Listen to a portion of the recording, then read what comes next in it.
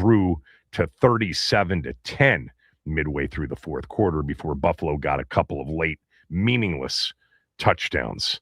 And Washington capped off its franchise's greatest season ever. There is no debate. I've said this for as many years as I've been doing this. I know that some of the players that played on the 82 team and played on the 91 team, but just the 82 team or the 83 team will look at those teams and say, I don't know.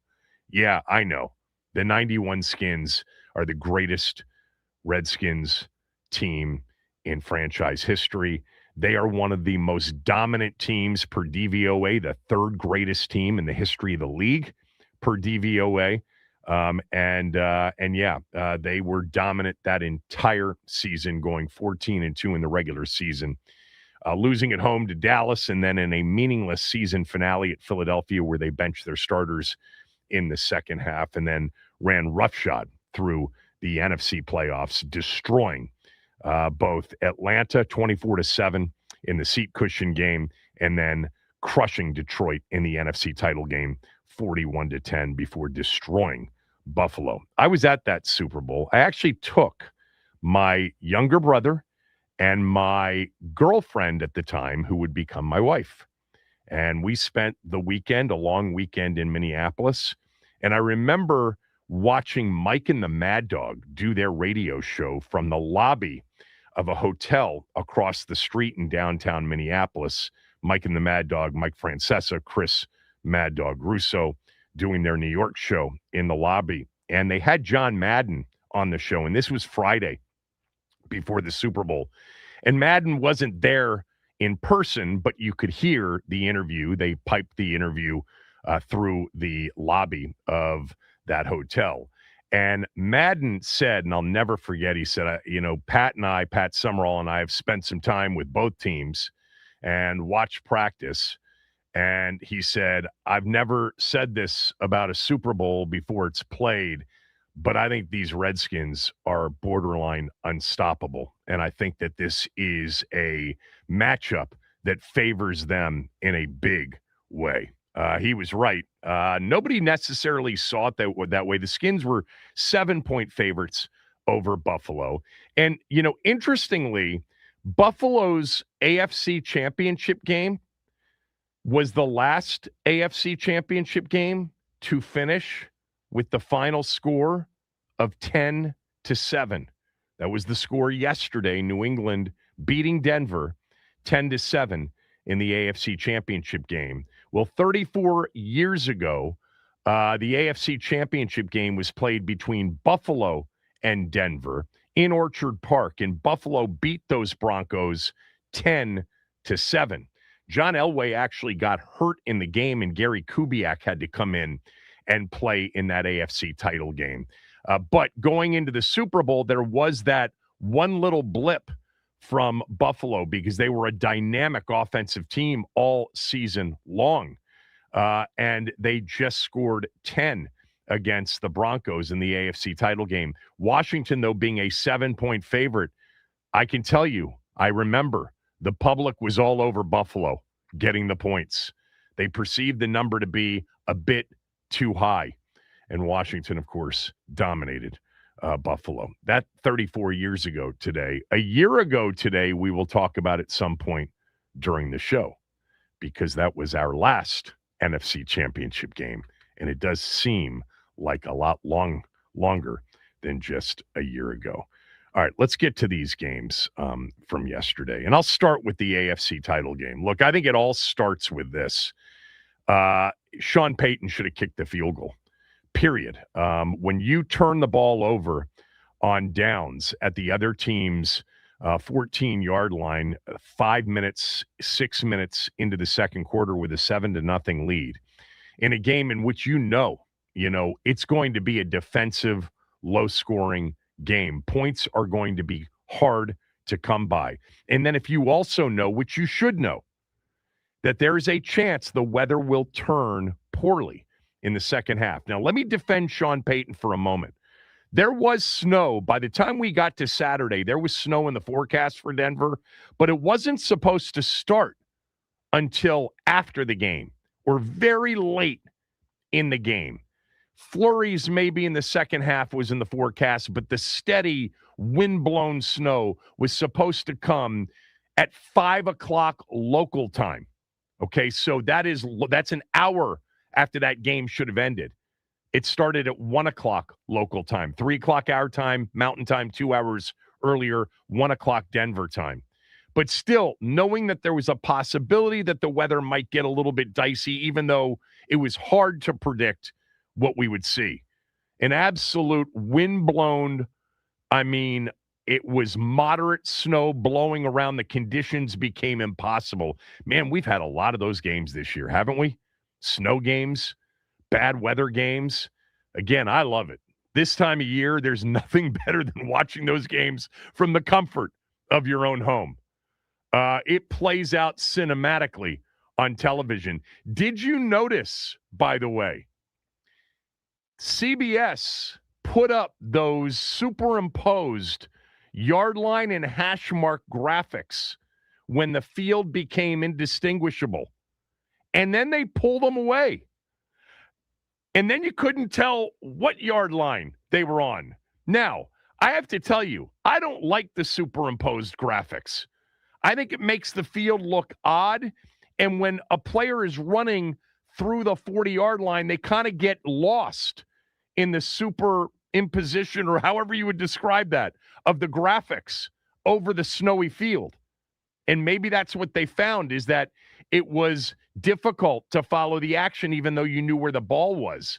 Maybe what they should have done is just post it quickly before the play started so you knew where it was and then pull them away. I don't know why they pulled them away. I haven't read about that yet. But they did that. They had it when the field started to become covered in snow. CBS did the superimposed graphics, chyrons graphics of the yard line and the hash marks, which indicate, 1 yard at a time and where the hash marks are. They pulled them off after, I think, 1 or 2 drives. I don't know what the reason for that was. But back to Sean Payton's decision with 9 minutes to go in the second quarter. You can first guess it. You can second guess it. Both work. The bottom line is the coaches in this league have decided that they're going to be aggressive. And even when the context makes the decision reckless, they tend to err on the side of reckless more so than not. There's too much context to just take the 4th and 1 graphic that pops up that says, the analytics people, based on history, say go for it here. That was a situation where you had a backup quarterback. You were facing a dominant defense, which is what New England's defense has become.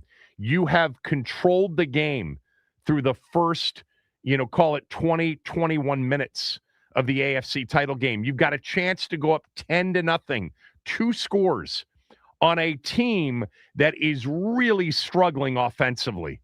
New England has, since finally facing good defensive teams after a very, very weak schedule during the regular season, now they've played dominant defensive teams in a row, right? The Chargers, the Texans, and the Broncos. And you can see that it's not exactly the same against really good defenses. Sean Payton should have known that New England's offense, all due respect to Josh McDaniels and Drake May, who's in the hunt for the MVP, they weren't going to score much. Not against Denver on the road. They just weren't going to do it. And then if the conditions were to worsen, even if it was a bit hard to predict what came in the second half. Again, the predictions, even a few hours before game time, was for that weather to actually hold off until after the game. Now, you would think somebody is responsible for watching the radar and saying, you know what, it's going to get here earlier. That would be an advantage to know that. I'd like to know what Sean Payton knew and when as it relates to the weather.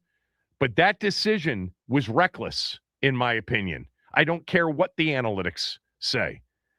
There's become a borderline epidemic on passing on points. We'll get to the Rams-Seattle game and the Rams decision at 4th and 4 late in the game. Totally different circumstance. This one, you got a quarterback who hasn't played. And by the way, I thought he hit that one ball and wasn't bad on the touchdown throw. Other than that, Jarrett Stidham stunk. I mean, let's be honest. Now, the weather had something to do with that. New England's defense had something to do with it.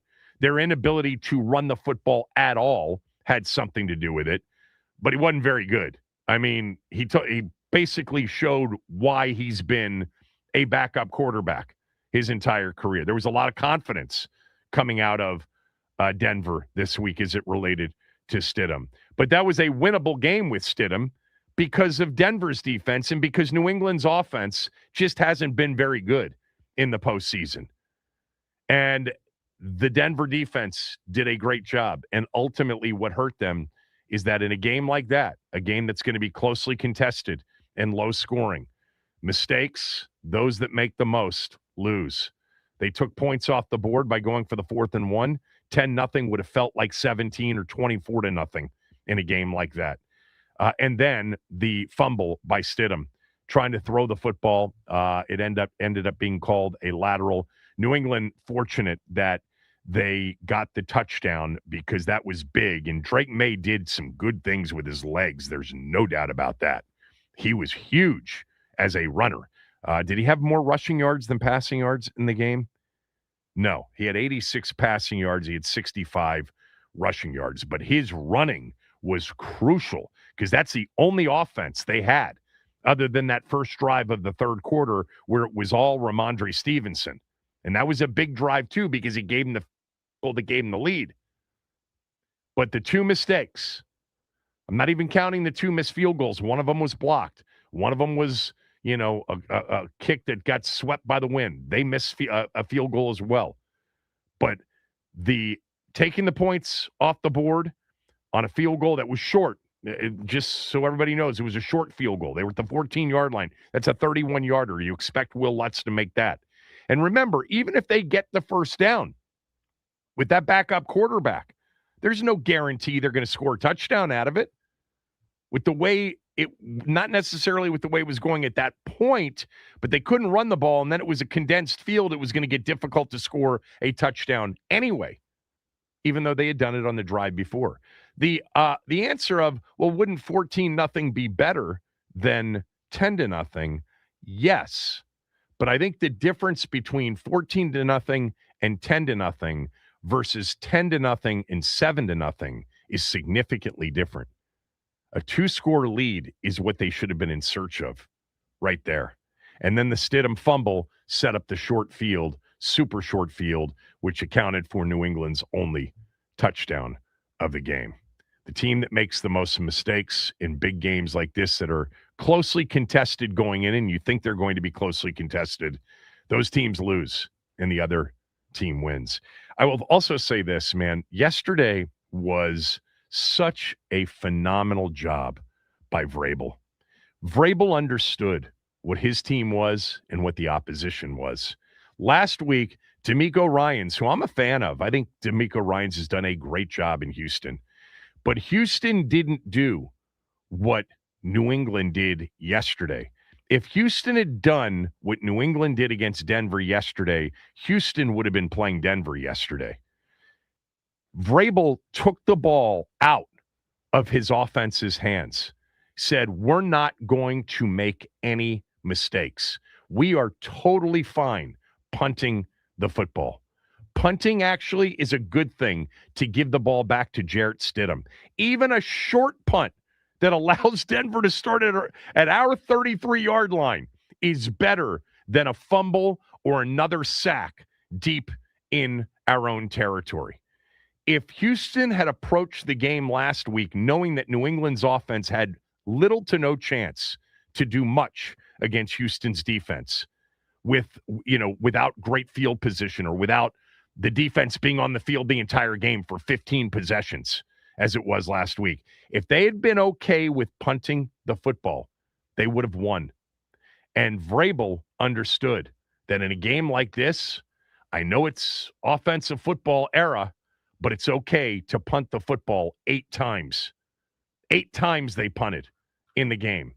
I mean, the conservative approach was instrumental to the win, because if they had put that game on their offense, Denver would be going to the Super Bowl. There would have been more sacks and there would have been turnovers. I mean, Drake May ultimately dropped back 26 times in the game and did take 5 sacks, 21 pass attempts, 5 sacks. So that was 15 sacks for the 3 playoff games. But he also didn't turn the ball over. After putting the ball on the ground 6 times in 2 games and throwing 2 picks, one of them not his fault, it was an end of the half Hail Mary. They took the ball out of his hands, did not allow for him to make a critical mistake. They ran it and they punted it. And when they needed it, they said, if you're going to make a play for us, do it with your legs. It's either it's the easiest pass in the world wide open, or you go make a play with your legs, which he is very capable of doing. He's an excellent running quarterback, Drake May. Really good off schedule. He's really good throwing the football too, don't get me wrong. I'm actually a big Drake May fan after watching him this year. But he was not ready, nor were the Patriots, offensively, to win 3 games in a row to get to the Super Bowl without the other team helping out significantly. Houston helped out, Denver helped out, and Vrabel played it super, super smart. We're going to punt over and over and over again, especially and we're going to try to run the football. And if we can't run the football, we're going to be fine punting the football. And they did. And Denver with Jarrett Stidham, especially when the weather turned, had no chance. I mean, they had a chance on a field goal that got tipped. That second miss by Lutz was tipped. It was blocked. I don't know if it would have gone through. It looked like he was heading in the general direction of between the uprights when the ball got tipped and it changed the direction. They missed 2 field goals as well. Now, one of them was a 63-yarder at the end of the first half. I'll tell you what, some will say terrible football game. Not me. I love a grinded out, field position, weather impacted game. That was fun to watch. New England deserved it because ultimately Vrabel played it the right way and Sean Payton didn't. They're both great coaches, but Sean Payton absolutely should have kicked the field goal in the first half and then should have never put the game as much as he did on Stidham. Stidham dropped back in the game 34 times. They couldn't run the football, but punting would have been fine. 10-7. First 10-7 title game since Buffalo did it to Denver before facing the Skins in Super Bowl 26. What else do I have from this game? I don't know. I got some other things. I'll tell you what, man, there was a play early in that game. First Denver drive. May threw a pick 6 and it got dropped right in the hands of, I'm trying to think who it was. Was it, let's see. It was that Hufanga. Third. Was it Hufanga? Yeah. He dropped it right in his hands.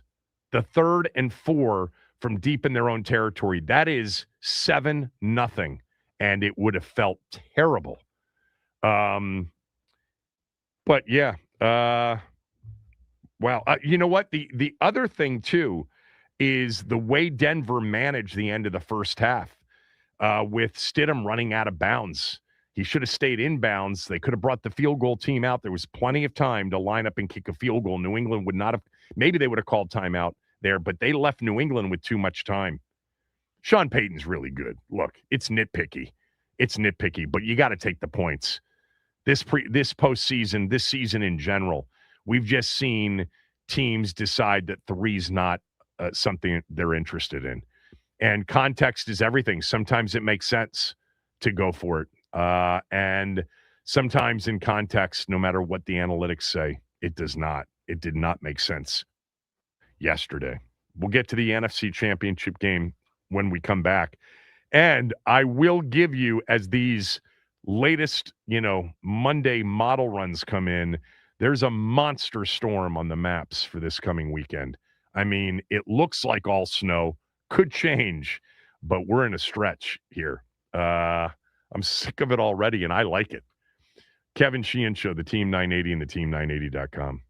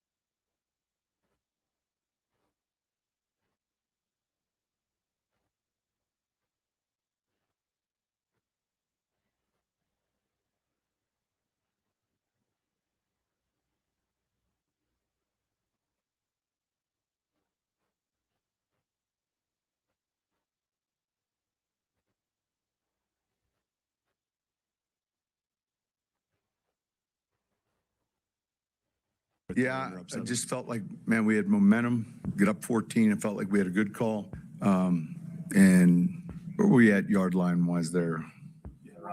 Yeah, I think the feeling was, man, let's be aggressive. You know, to get up 14. I was just watching the way our defense was playing, and you know, look, the turnover on our end resulting in a touchdown, and outside of that, man, I thought we did a good job in containing them. There'll be a number of things when we watch the tape I'll look at and you know, critique and pay close attention to, but it was a hard-fought game, and we didn't do enough to win it. Sean Payton talking about that decision in the second quarter to go for a 4th and 1 rather than kick a field goal to take a 10-0 lead. I think every analytics model said and was more than comfortable with Payton's decision. It always is, because it's historical. It's not based on potential weather in the second half or the defense that they were facing or the fact that it was a backup quarterback playing in the game. And the idea that the game was going to be a hard-to-come-by points game. Denver had to feel, after watching New England the last 2 weeks offensively, they had to feel pretty good about their chance of winning a game scoring 13, 17 points. The more points you get, the better. Yeah, 14 would have been great, but here's the thing. Even if they make the first down, there's no guarantee they're going to score a touchdown. That just gives them a first down at the Denver, say, 13 or 12 or 11-yard line if they just barely get it. Then it's a condensed field. It's very difficult to score, especially with the backup quarterback. They did it on their opening drive. That's fair. That's fair, but that is an outstanding New England defense. Wow, the way it has played in this postseason. Now, they got a Chargers team that was decimated up front. They got a Houston team that had a quarterback that decided he was going to make every bad decision that was out there to make. And they had a backup quarterback in the title game. But still a very, very good defensive team. But I just think the analytics can say what they want to say, and it's a piece of information. All of this stuff is, hey, give it to me. I want all the information I can get. But then I got to feel it. And 10-0 feels big against this team that we're playing that has had a very difficult time scoring in the postseason. The Patriots' average points this postseason, they're averaging 18 points per game, the fewest by any team to make the Super Bowl in 47 years. The 79 Rams with Vince Ferragamo at quarterback averaged 15 points a game. They won the NFC Championship game at Tampa against Doug Williams' Tampa Bay Buccaneers 9-0. They had a very good defense. The Patriots averaging 18 points per game, the fewest by any team to make it to the Super Bowl in 47 years. That's got to be part of the, idea there, is the other team is going to really struggle to score. And down 10-0, you start to make them press, and you get Vrabel out of the we're okay with punting it 8 times or more in this game. Now you put Drake May in that mode of making some of the mistakes he's made the last few weeks. He also may have made some really good plays because he's capable of it. But more likely than not, that would have been a really big-time lead. Now, you can talk about how the game would have played out. It would have been 10-10 in overtime. The game would have played out differently with a 10-0 lead. Denver would have perhaps been much more conservative offensively because they did drop back a lot because they couldn't run the football. That's fair. But maybe Sean Payton goes into Vrabel mode and says, we're okay playing field position and punting. Really interesting game. So was the next one. So I'm going to start with this on Rams Seahawks. I'm not all in on Sam Darnold after this game, and that may be a big mistake because he did play an exceptional football game. He also had a couple of moments in the second quarter where he dropped a sack. He dropped a snap, then took a sack, and it was 3rd and 27.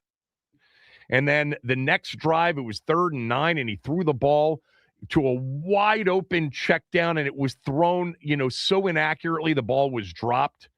But he played really well. I'm just not necessarily bought in to Sam Darnold being anywhere near as good as the guy he faced yesterday. Matt Stafford was incredible in this football game. Incredible.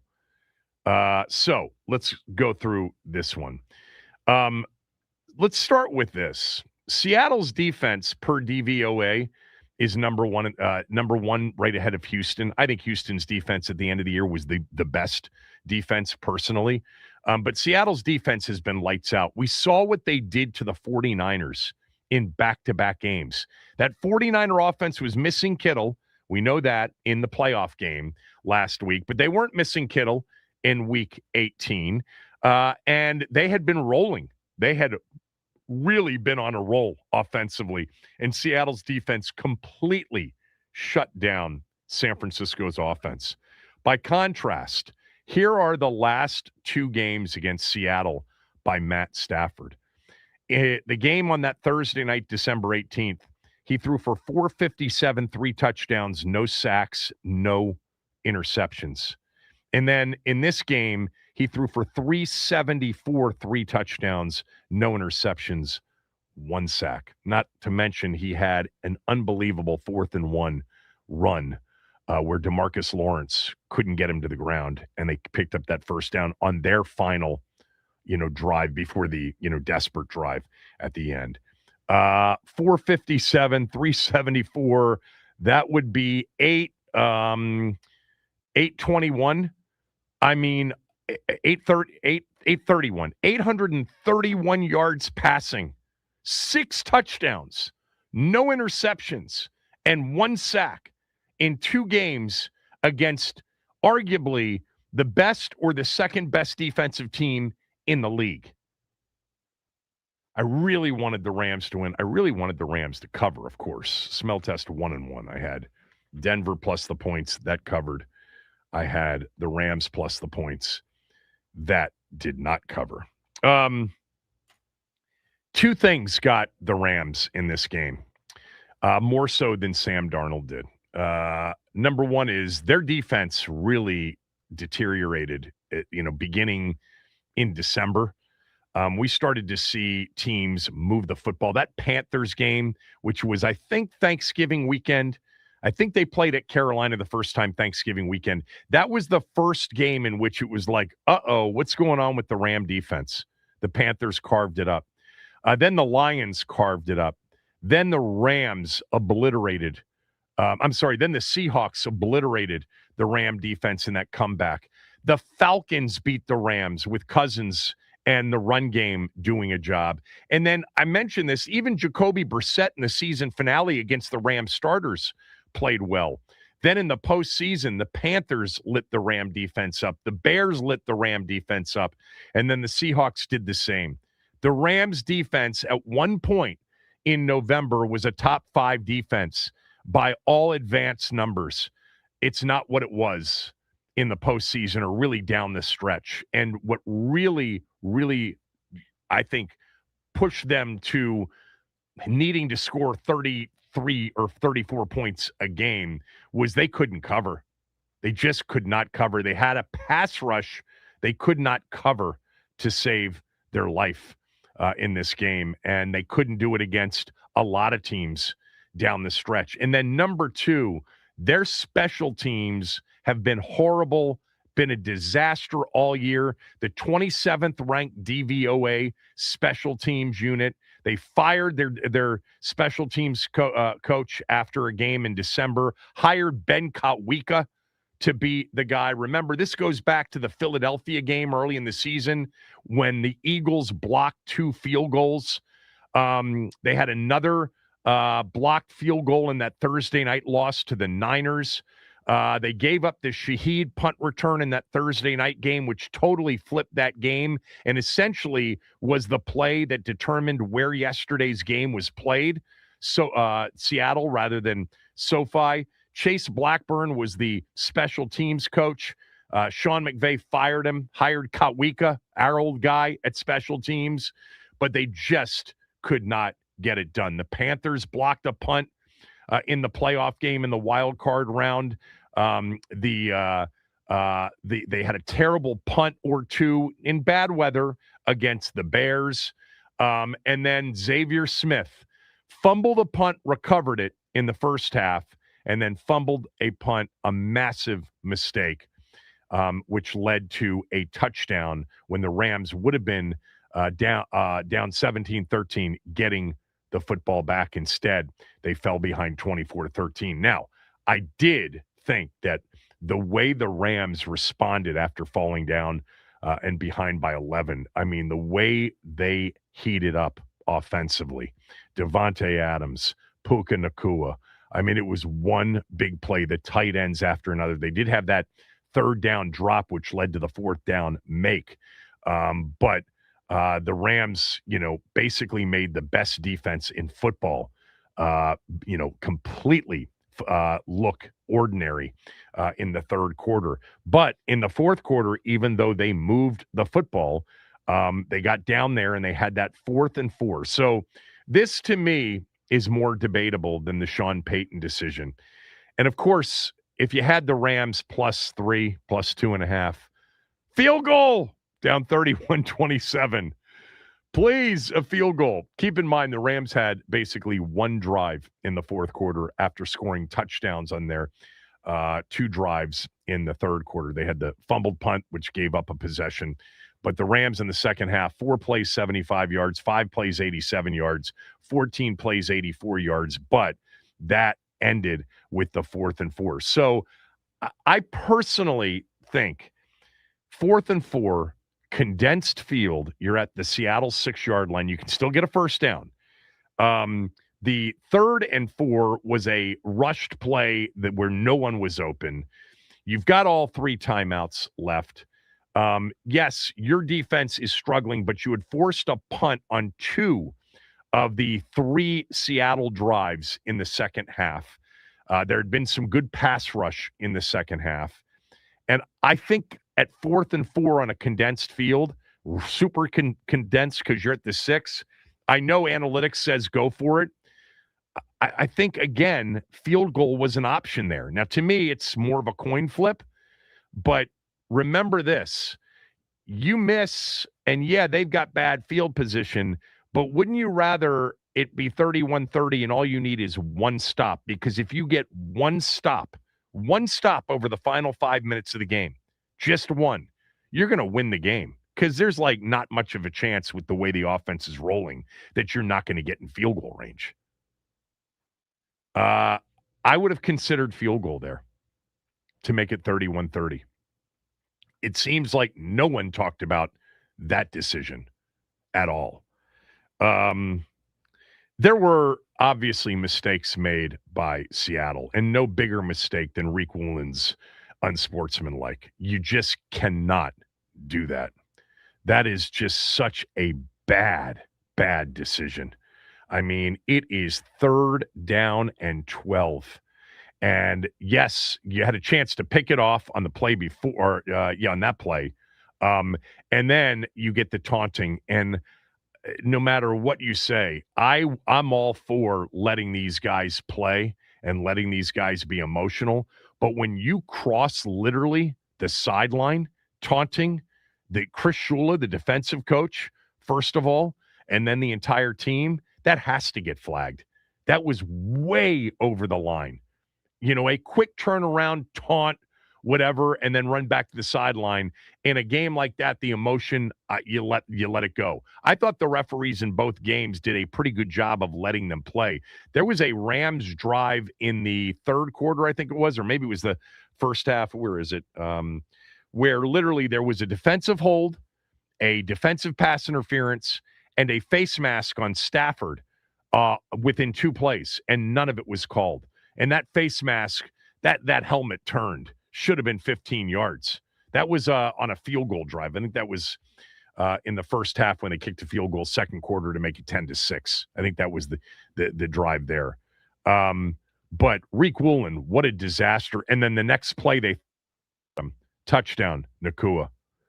I don't know why the Rams couldn't cover Jackson Smith and the Jigba. They had a massive issue with that. Their defense just wasn't very good over the last 2 months of the season.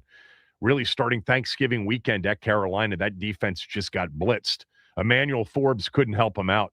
Cameron Curl couldn't help him out. I mean, Curl made the great interception in the Chicago playoff game, but that was a big deal. The Rams lost this game, to me, as much as Seattle won it. More on that in a second. But special teams and defense, period. Their offense was the only one this year that did to Seattle over and over again what the Rams did. I mean, the Seattle defense was lights out season long. And the Rams in 2 games put up, 64 points and, over nearly 1,000 yards of offense against that defense. I mean, that was a matchup between the 2 best teams remaining in the draw. Clearly the 2 best teams. Now on Darnold. Actually, I'll get to Darnold when we come back because I want you to hear what his head coach said about his performance. That's next.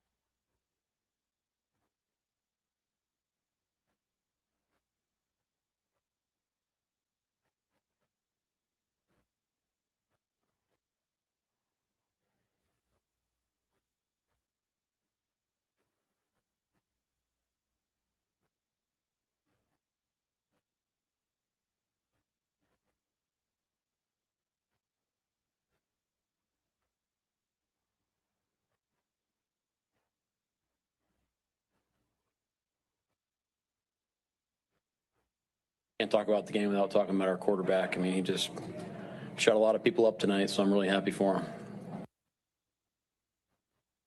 McDonald talking about his quarterback, Sam Darnold, who this time last year, or shortly before this time last year, had a terrible season-ending game for the 1 seed against Detroit as Minnesota's quarterback, and then played, honestly, one of the worst playoff games I've ever seen a starting quarterback play when he got sacked 9 times against the Rams in Arizona. Remember, the fires forced the Rams to move that game to Arizona, to Glendale, and it cost them a lot of money.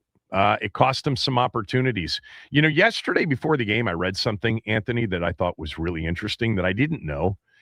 Do you know that Seattle, before going after Darnold, wanted Geno Smith back, and Geno Smith didn't want to come back? Oh, wow. And so they ended up, dealing him to the Raiders. But they wanted Geno Smith back. They liked Geno Smith. And then when Geno Smith didn't want to play for Seattle anymore, and I guess having just 1 year left on his deal, they moved him for a pick. What did they I think the Raiders gave up a 4th rounder for Geno Smith. And then they signed Sam Darnold. Now, they signed him to a 2-year deal. He's under contract next year as well. The issue now is, would you give him a contract extension during this offseason? Look, Sam Darnold, there have been a couple of things about Sam Darnold that have never been in question since the moment he was drafted by the Jets in 2018 at number 3 overall. No one who watched him at USC ever said about Sam Darnold, yeah, he can't really throw it. He can make every throw. That was never in doubt. He could make every throw. He could spin it with the best of those prospects. And he was always more athletic than perhaps he looked. It obviously didn't work out for him, as it doesn't work out really for anybody in New York. Didn't work out for him in Carolina. But getting onto that San Francisco team with Kyle Shanahan, that was the turnaround for Sam Darnold. Oh, wait a minute. He can play a little bit in a system that fits him. And then he goes last year to Minnesota, and it's a great fit. People that say that Minnesota screwed up, keep in mind, Sam Darnold had a choice. He was an unrestricted free agent. So was Daniel Jones, both of whom were on the Minnesota roster. They had drafted J.J. McCarthy, top 10, the year before. Both of those guys knew that the franchise's intention was to eventually give the gig to J.J. McCarthy. Why would they want to come back when they've got opportunities to start right away for Darnold in Seattle and for Daniel Jones to compete with an Anthony Richardson who can't stay healthy? And by the way, the jury's out big time on anyway. The idea that Minnesota blew it is absurd because they didn't have the choice. The players did. They were unrestricted free agents. And why would you come back where they just drafted a guy in the top 10? Now, they could have given him obscene money and said, yeah, we're going to wait 3 years on this guy. But Darnold, at this point, Darnold's only 28 years old, 29 years old. He wants to go somewhere where he's going to be looked at as number 1 forever. So he ends up in Seattle, and he has a great team. I mean, look, last year's Minnesota team, Justin Jefferson, great defense coached by Brian Flores. Seattle, he's got, Smith and the Jigba. He's got JSN. He's got, they've got backs. They've got a defense. It's the perfect situation.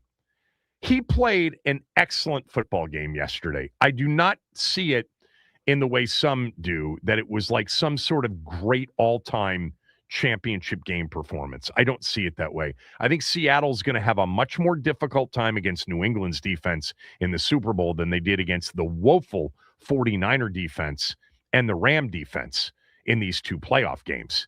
There were still moments where, he was indecisive. He took sacks. He took 3 sacks. He dropped a snap. But man, when they gave him time, and sometimes when they didn't, he made some really big-time throws, especially on 3rd down. 6 of 9 for 102 yards on 3rd down. 25 of 36, 346, 3 touchdowns, no picks. 82.9 QBR. You can't complain with that. They ran the ball, Kenneth Walker, the 3rd early, especially. And then he's got a receiver that's sick in JSN. Absolutely uncoverable. I didn't think the Rams did a great job, but he was uncoverable. But if you told me that, Sam Darnold, where does he rank? He's not a top 10 quarterback, which is now what people think he is. Everything around him the last 2 years has been perfect for him. With that said, I'm happy because I think guys like that, you have to wait. You can't kill Baker Mayfield, Geno Smith, Sam Darnold after 2 or 3 years. Nothing says you got to wait on draft choices, especially at that position, more than 4 or 5 guys that we've seen have really big time moments, big time seasons over the last 3 to 4 years. Probably led by Sam Darnold. Also remember their early circumstances. Baker Mayfield, Cleveland, Sam Darnold, the Jets. Super Bowl matchup. Seattle's a 5-point favorite. I thought it might be a bit more, to be honest with you, but I think the books are looking at New England's defense and saying that is a million times more of a challenge for Seattle's offense than the Rams or the 49ers were. All right, there was some Skins news over the weekend. We'll get to that next, and I will give you the update on the next storm. Yeah, the next one. Ben Standig will join us at 12. Kevin Sheehan Show, the Team 980 and the team980.com.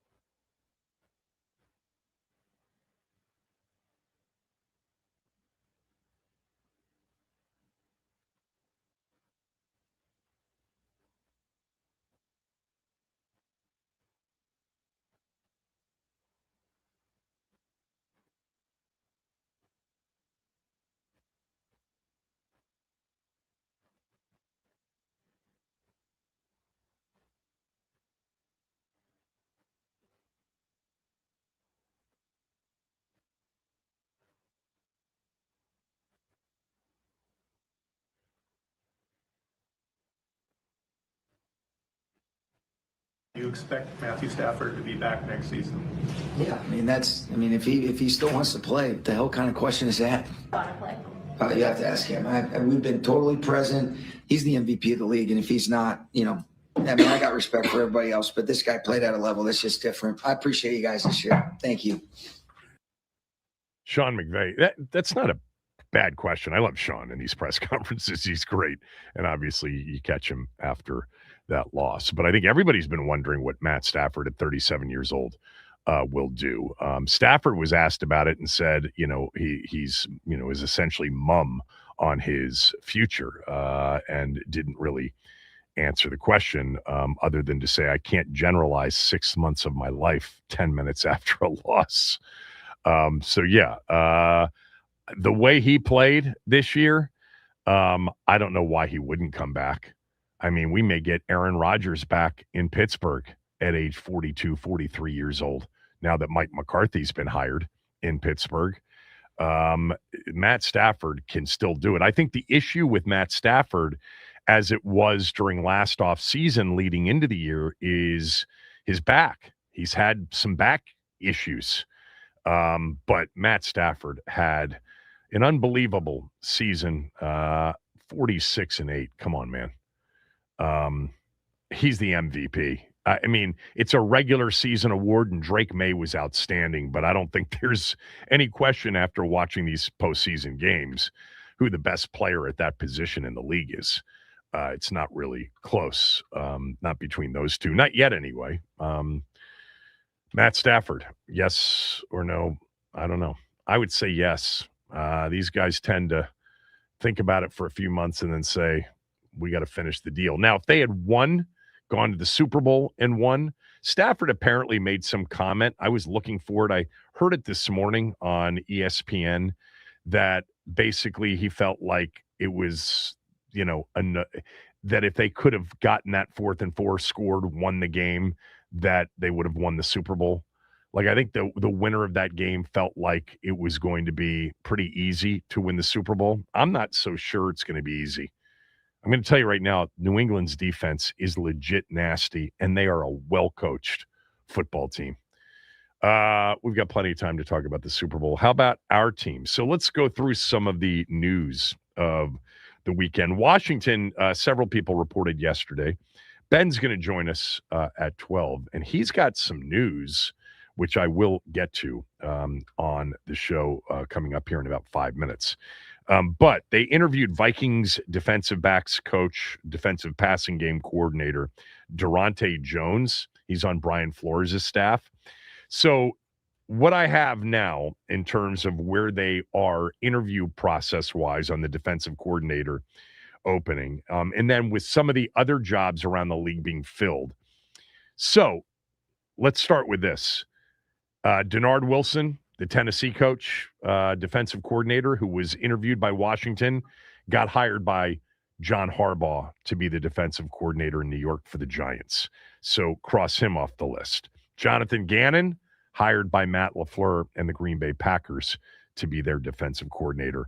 Cross him off the list. So this is what I have. I think it's right in terms of who they interviewed. And then there's one big name they have not interviewed yet.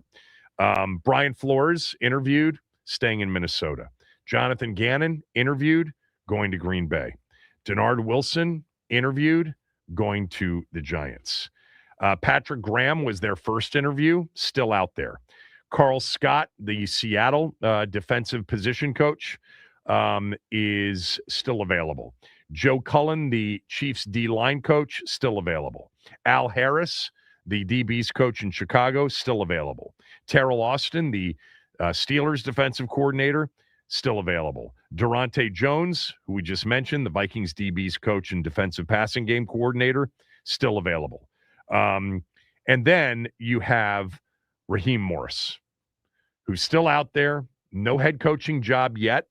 I guess the Arizona job is still a possibility.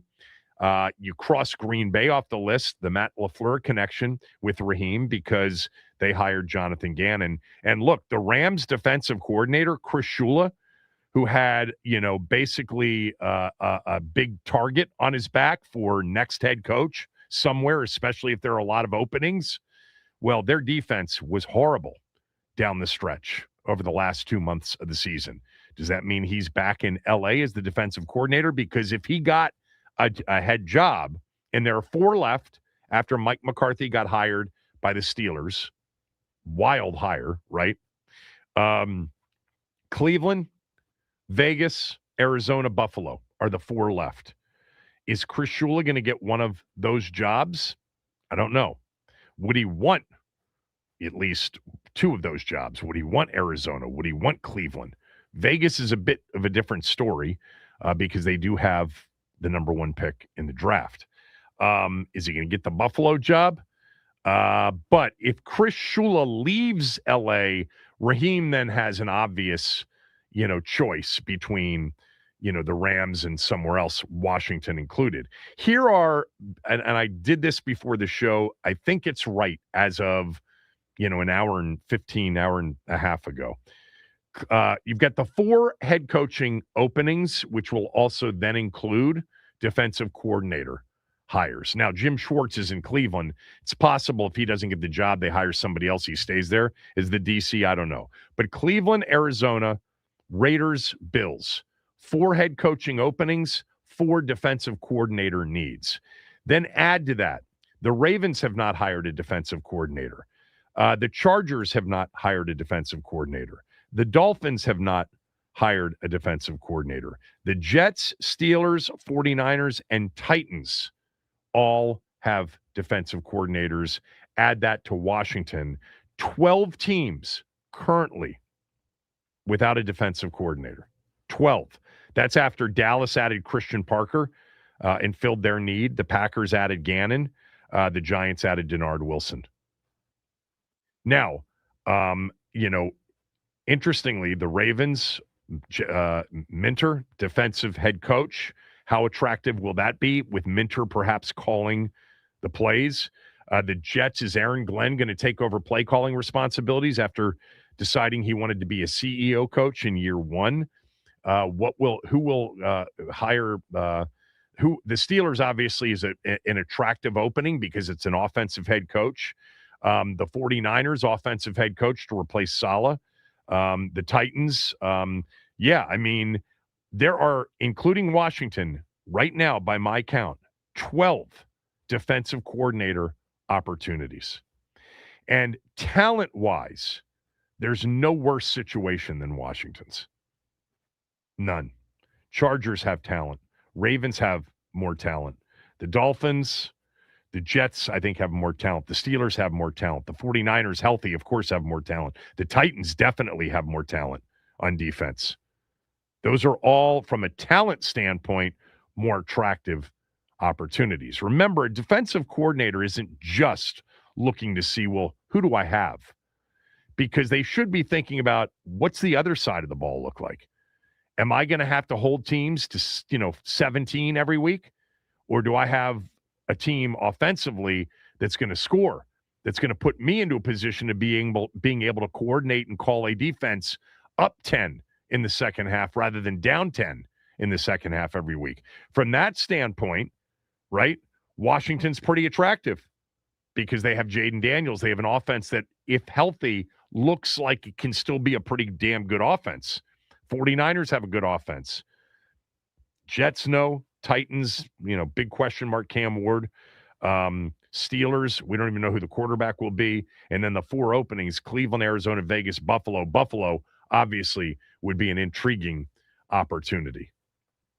So that's where Washington is on the defensive coordinator search. Interestingly, Patrick Graham hasn't had a lot of interviews, from what I can tell. Some of the others have. So we talked about this last week and over again. Dan Quinn was not the 3rd or 4th choice. That's just not something that actually is true. But I do think, as it relates to this defensive coordinator hire, they might be getting their 3rd or 4th choice, maybe even further down the list. Because I would imagine that, a Flores was certainly, a really good possibility in terms of who they were interested in. Ulbrich, for sure, somebody they would have been very interested in hiring. He stays in Atlanta with Kevin Stefanski. Man, this coaching carousel with 10 head coaching opportunities and then all of the coordinator firings and hirings. And I mean, it is a busy, busy offseason. Yeah. So I got this from Michael. Michael wrote, how does the Vrabel to the Super Bowl in year one look for Adam Peters, who decided not to hire him or even interview him when they had an opening? Question mark. Yeah, let me remind everybody, because I've been reminded of it recently as well. Adam Peters, very close to former Tennessee GM Ron Carthon. And Carthon fired Vrabel in Tennessee. I mean, Mike Vrabel's been a great coach all along. I guess it had just run its course. And Peters was, according to reporting, never considered Vrabel because of his relationship with Carthon. So, I mean, I was a big Vrabel fan, as you guys know, during the search. I would have absolutely interviewed him. I would have interviewed Belichick.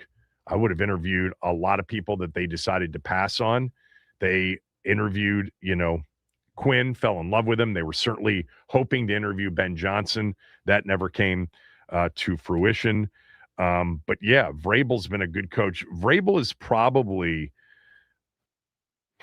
I'm trying to think right now who I would take in front of Vrabel, but in terms of a game management coach, game situation, timeouts, score management, time management, clock management, Vrabel's been one of the best for years. And I think he's absolutely one of the best right now. Just love him, going back to some of the matchups that he had when he was the head coach at Tennessee. Real understanding of rules. He was a guy that was taking the automatic, defensive offsides on a 2nd and 1 before others realized what he was doing. He was the one that was taking the delay of game penalties with the clock rolling before people knew what he was doing to run more clock before a fourth and long punt. He just has a real good feel for football and managing games. He's an excellent coach. Obviously, the job he's done, amazing here with the Patriots. They got some talent. They've got some good assistant coaches, but he's excellent. And keep in mind, in Tennessee, as a head coach with the Titans, he was 54-45 and got to the playoffs 3 times in 6 years, beat a 1 seed, remember, in his first season on the road, and that was the Ravens in Baltimore before losing to the Chiefs in the AFC Championship game. They were the 1 seed, remember, in 2021, had the best overall record in the AFC at 12-5, and lost to the Bengals, even though they sacked Joe Burrow, I think, 9 or 10 times in that game, but went 7-10, 6-11 in his last 2 years. And that ownership situation decided, along with the general manager, Carthon, decided to move on from him. He's 14-3, best record ever, and he's now in the post. He's now in a Super Bowl representing the team that he played for. Look, a year ago, with relatively, with incredible health, Washington was in the NFC Championship game. A year later, with the worst injury situation in the NFL, they were a bad team that didn't come close to making the playoffs. I have said this a million times since the end of the season. There's no chance you're going to get me to bail on Peters or Quinn quite yet. Not even close. Got to give this time because there were reasons this year. I was a big Vrabel fan. He was at the top of my list when we talked about openings. I wanted Vrabel, or I wanted an offensive guy from the Shanahan tree. They ended up getting Quinn, and I was a fan of the hire. I know they were a big fan of the hire. But yeah, by the way, right? we have a matchup in the Super Bowl of two defensive first coaches, Vrabel and McDonald. All right, let's get to some other things that happened over the weekend, including something that Ben reported this morning, which I will read to you when we come back. He'll join us at 12. Kevin Sheehan Show, Team 980, the team980.com. Don't forget, if you need new windows, my recommendation is Window Nation. They're offering right now through the end of the month 4 free windows with every 4 you purchase, and you don't have to pay anything for those windows for 2 full years. No money down, no monthly payments, and no interest charged for 2 years. So you'll get the benefit of brand new windows and all that they bring: lower heating bills in the wintertime, lower air conditioning bills in the summertime. Your home looks much nicer, and you won't pay anything until the year 2028. Window Nation's offering that deal until the end of the month, so act quickly. It starts with 866-90-NATION or windownation.com. Mention my name. They'll schedule a fast, free in-home estimate. It'll take an hour or less. It'll happen when it's convenient for you. And then if you decide to move forward, you'll decide on your own time. They'll leave you with the quote. They're not going to pressure you. They're not going to keep calling you to say, what do you want to do? We came out to your home. We gave you an estimate. What are you going to do? No. You can shop it. You can shop the offer. I promise you, Window Nation, from a customer service standpoint, the best. You're not going to find a better product, and right now you're not going to find a better deal. But go ahead and try. But only after you've called them to schedule your fast, free in-home estimate. They offer a lifetime warranty on the windows, so you don't have to worry about if something goes wrong. Window Nation, 866-90-NATION, windownation.com.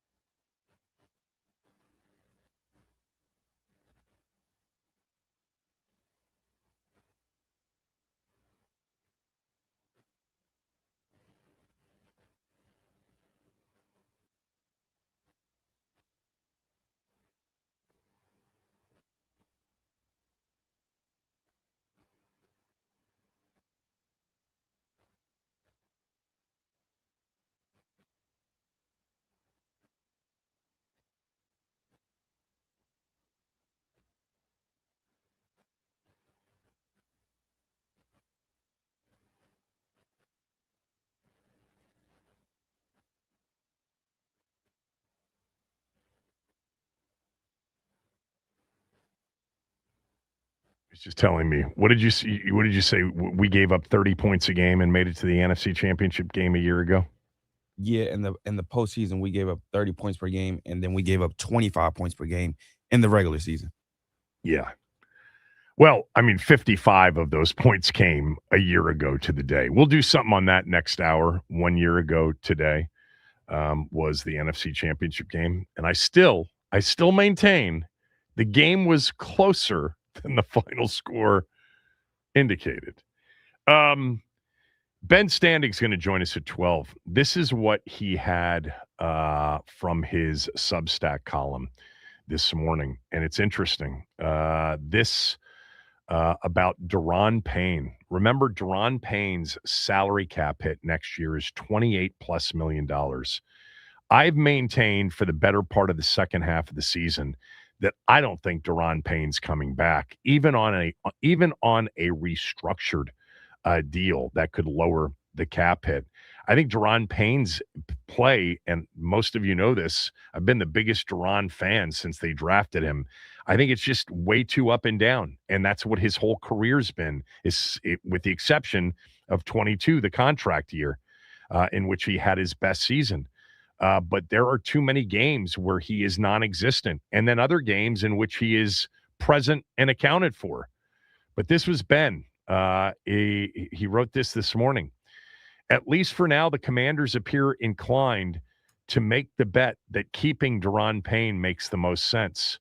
Quote, discussions between the two sides have focused on Payne playing out the final year of his contract without a financial restructure, pay cut, or extension, a source close to the situation told Last Man Standing, which is Ben's Substack column. You know, I read that this morning, and I'm going to tell you what my immediate reaction was. My immediate reaction is, uh-oh. And the uh-oh being this. They want next year's cap to be taken up by $28 million worth of Deron Payne's already paid for contract because they don't want to shell out any more money. Now, this is a feeling I've had before about whether or not they really do have an open checkbook to go do whatever they want to do. And when I say they, I'm talking about Adam Peters and the Lance Newmark and the entire group. By the way, they let Tim Gribble, longtime college scout head, go over the weekend. They will continue to revamp. This is always a process when a lot of you want everything to be done the first year. It's typically not the case that everything can be done in the first year, front office and even coaching staff. Why? Because there are other teams with all of these openings as well. You have to end up keeping a lot of people who are already here, or you won't have people to fill the jobs, or capable people, qualified people to fill those jobs. So sometimes after taking over an organization as the general manager, that front office takes some time. The scouting department takes some time to get it where you want to get it. Just because you have and you know a lot of people doesn't mean they're going to come here. You know, they're not going to leave an employed situation to come to a new employed situation. Some do, some don't. And then there are all the different opportunities. I mean, Jay Gruden's explained that, when he got here, he kept a lot of the existing coaches. Why? Because a lot of the guys that he would have loved to have brought with him weren't available to be brought with him. And that's the case front office and coaching staff as well. But you'll continue to see some of this turnover. And we've seen the turnover at the coordinator position. That's different because those were two new guys that came in. I've had the feeling over the last, I think after last year's free agency stretch, and then the Terry McLaurin contract negotiations. Now, I think that's a bit different because I do think that, and I've said this many times, I do think the organization's position on this one was right, and I think they did the right thing. Ultimately, it didn't turn out to be very healthy for anybody, including the team, but to have succumbed to the demands that Terry and his agent, essentially presented would have been a terrible precedent to set. And I still feel like, given that he had a year left on his deal, what they initially offered him was actually a sign that they really did want him back. Whereas many of you, and it's fine, these are always subjective situations from where we sit, of course.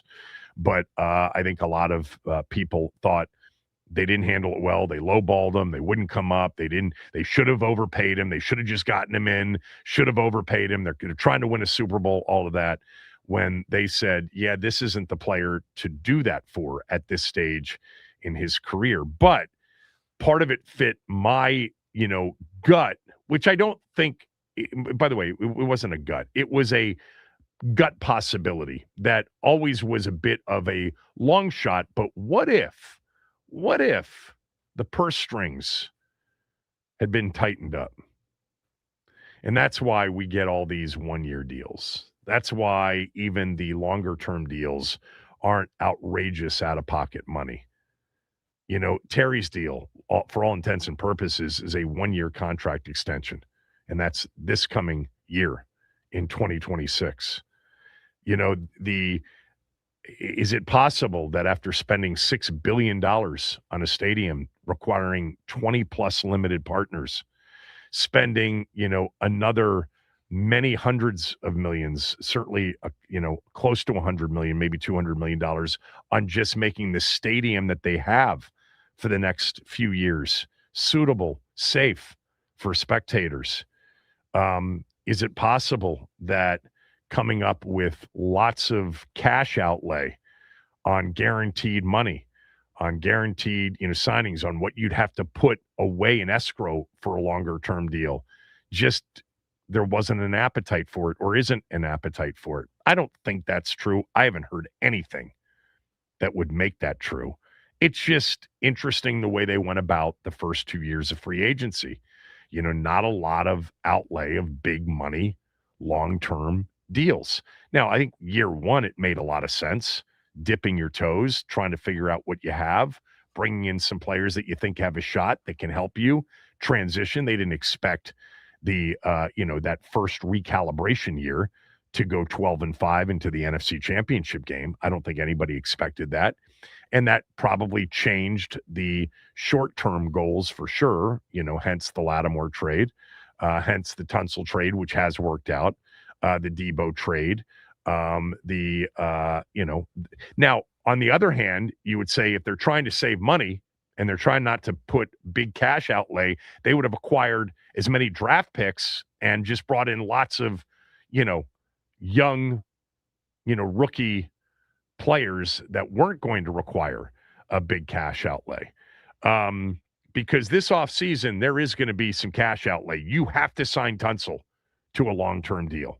Have to. You've got to consider a couple of others too, including Luvu, who's entering his final year of his deal. But with respect to Duran, it's like, look, if you let him go, it's not like you have an obvious solution, and you're so right now, limited in terms of talent on defense. And Duran is a talent, even though he doesn't display that talent consistently week in and week out. But by not restructuring, yes, you could say that the answer here is pretty easy. They just want him to play this year, and then it's sayonara. By the way, those that think that there's great trade value in Duran Payne, I don't believe there is, not with that contract.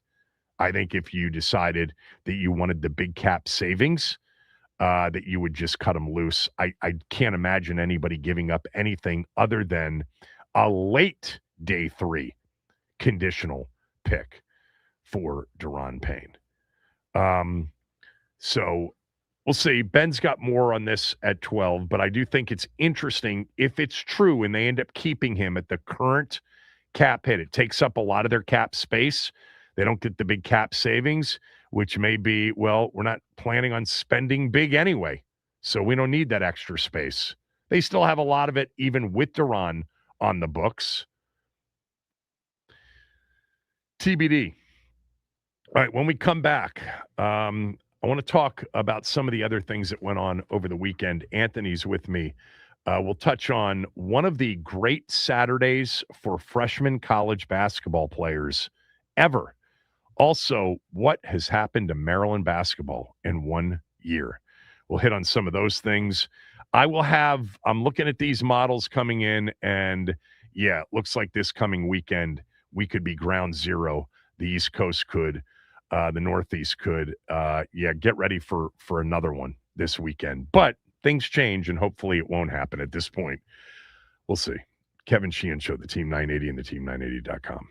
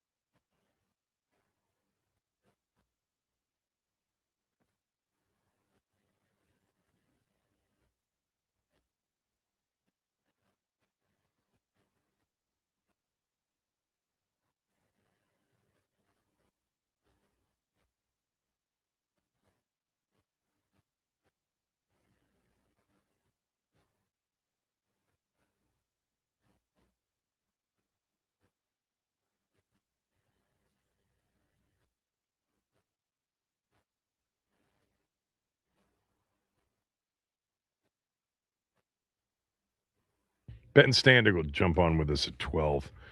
Talk all things defensive coordinator search and what he reported about Deron Payne, that the team was leaning towards keeping him on his current deal, which would be a massive salary cap space taker in 2026. So over the weekend, no football on Saturday for the first time since late August, I guess.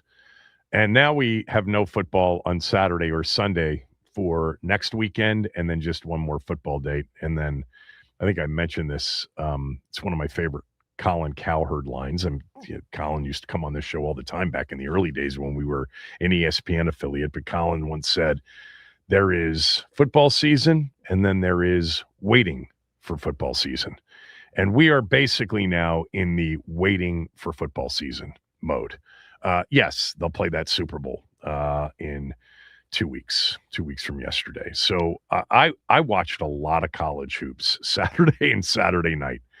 And I'm going to start with, Maryland, because Maryland had the worst loss they've had literally since 1944 in terms of margin of victory. I mean, as long as Maryland basketball has been a relevant upper tier college basketball program, which goes back to Lefty arriving in 1969.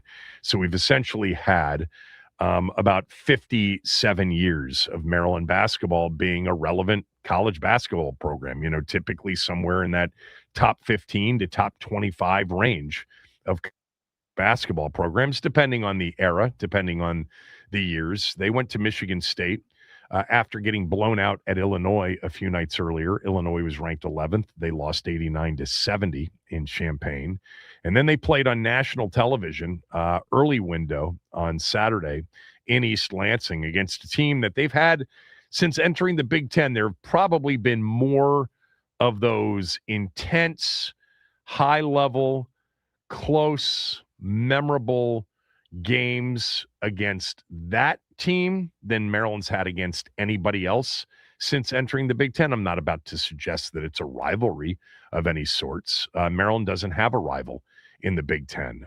They had rivals in the ACC. It takes a long time. Now, we're past a decade being in this league, and there's not an obvious rival, even though Maryland's success in the Big Ten has been up there. I mean, they've been a top 5 Big Ten program since they entered the Big Ten in basketball. That average is going to take a hit this year because they are in dead last. Actually, Penn State's one spot below them.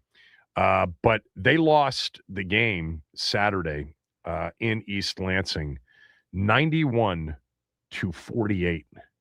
They lost by 43 points. It's the 4th largest loss in program history, but again, it's the largest since 1944. So since Maryland basketball became, I'm not going to call it a brand, but became significant in the sport, they've never come close to losing this badly. And there was a lot going around on social media about Buzz Williams' first year and about how Maryland's made a huge mistake allowing Colleen Sorum, who was the assistant athletic director when Damon Evans left, and then Kevin Willard left. And she was allowed to, along with the president of the university, Daryl Pines, make the hire of the next basketball coach. And then she left to go to SMU to follow Damon Evans. SMU. She was actually the reason that Kevin Willard had a major problem with the program to begin with, and was a little bit skeptical about coming back if he didn't know who the athletic director was going to be, because he was certainly not interested in being here if she was going to be the athletic director. We don't need to go down that road anymore. But a lot of fans, Maryland's fan base historically very impatient. That is for sure. But a lot thinking that Maryland made a huge mistake. And Buzz Williams is an interesting guy. Like, he is different. There's no doubt about it. I've had him on the show twice, I guess, since he got hired, once for a longer kind of form interview. And he's got a very dry sense of humor. He's smart. He's also certainly a guy that people have kind of looked at and said, man, he does kind of, resemble sort of a preacher, there's a lot of that going on in the program. Buzz Williams has been successful everywhere he's been. And he inherited a program that had no players. Literally, when he got here, 0 players. They all left. They were all gone. He needed to bring in 15 new players. Now, in the era of NIL and transfer portal, it's not unusual for rosters to change significantly from one year to the next. But 15 new ones, that's not easy. And so, anyway, what I was going to say is Buzz has not been, super, giving and super accommodating to the fan base or to people in the program. Pharrell Payne's been injured for a month. We haven't had one injury report until they had it. Raftery had it during the game on Saturday that he is likely done for the year. There's a very kind of, enclosed, keep it close to the vest. We're tight in here. We don't care what anybody is saying out there. All that stuff works when you're winning. Ignoring, deflecting, talking in platitudes, all of that stuff works when you are winning. But for this fan base, which is always very difficult to begin with, it doesn't work when you're losing. Now, my opinion on Buzz. Are you kidding me?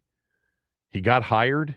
He had 15 new players to add, and his best player who he added in the transfer portal, Pharrell Payne, has been hurt for most of the year. Like, it's not even close in terms of who our best player was. He was our best player by far.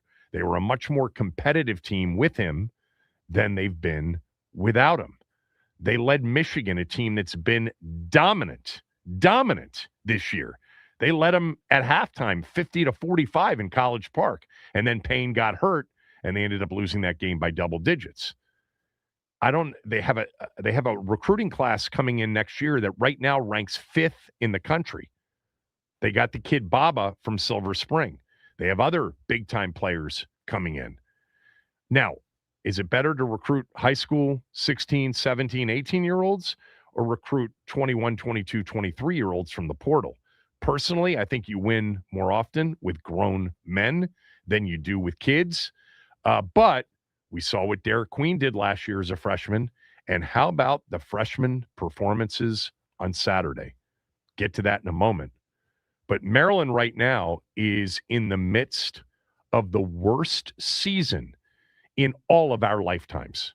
Since Maryland basketball became a thing with the arrival of Lefty Driesell, and Maryland became a top 10 program in the 70s.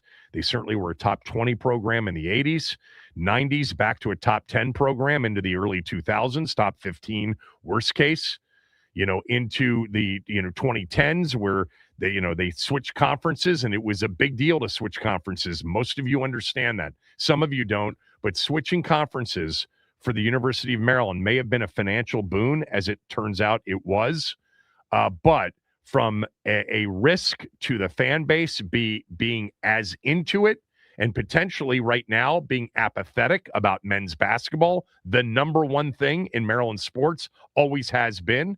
Maryland's a basketball school first. Some people in College Park don't like to hear that, but that's because they don't know any different. It's a basketball first school, but even that now, apathy. Worst season ever. Maryland's fewest number of Big Ten wins in a season, 7. They're 1-8 right now. They are 8-12 overall. This is by far and away the first season of rooting for Maryland basketball that I can remember where we legitimately stink. I mean, it just hasn't happened this way in 57 years. Sure, there have been a couple of them, the probation years, after Bob Wade, a couple of those Gary years. But, God, Gary pulled off some big upsets those years. Huge upsets over Carolina. They were competitive in some of those losses when they were off television and they had no scholarships. Walt Williams still holds the record for the most 30-point nights in ACC history. That happened during a probation year. This team's non-competitive. Now, I say that, and it would be unfair to not also say, I've watched every single game and every minute of every single game. They try hard. They legitimately play hard for Buzz. There's no doubt about that. They're not going out there and laying down. I mean, this dude, Solomon Washington, he's not very skilled, but my God, does he give effort.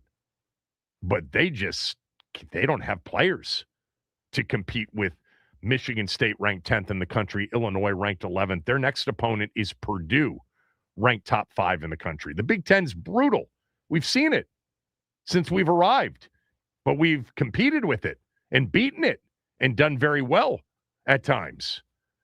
91-48. It was 24-4. You turn on CBS at noon and you see Maryland getting beat 24-4, and you're like, that doesn't look right. Michigan State does it to a lot of people. I'm not saying they don't. Now, I'm patient, much more so than some of you. I'm upset that we're throwing away a year here, but I don't know what Buzz could have done. He had no players, and then his best player got hurt. So I got to see how this plays out because he has won everywhere he's gone. Is it possible that personality-wise, he's, square peg, round hole for Maryland? Maybe, but I don't care if he wins. He's very, heavy on talking about things like analytics, and there's lots of, deep thought conversation after these losses. Maryland's fan base is straight East Coast hardcore. A&M, Marquette, Blacksburg, Virginia Tech, the places he's been, different fan bases. Different. So next year's a big year for Buzz, no doubt, although Colleen gave him a long-term deal. But he can coach. He's done it everywhere he's been, and it would be completely unfair to write him off after this season, given what he had when he got there and the fact that his best player has been hurt for pretty much the entirety of the year. By the way, if Pharrell Payne had been healthy and played all year, they weren't going to be a good team. They weren't going to be a tournament team, I don't think. But they wouldn't be 8-12 and 1-8. They might be like 3-6 and 11-9, something like that overall. Doesn't get easier. Purdue, Ohio State, they still have Nebraska. Do you guys know that Nebraska is undefeated? 3 freshmen over the weekend went for 40+. We will talk about that next hour, but the guy at BYU, Anthony and I both agree, is the guy the Wizards have to get. Ben Standing next.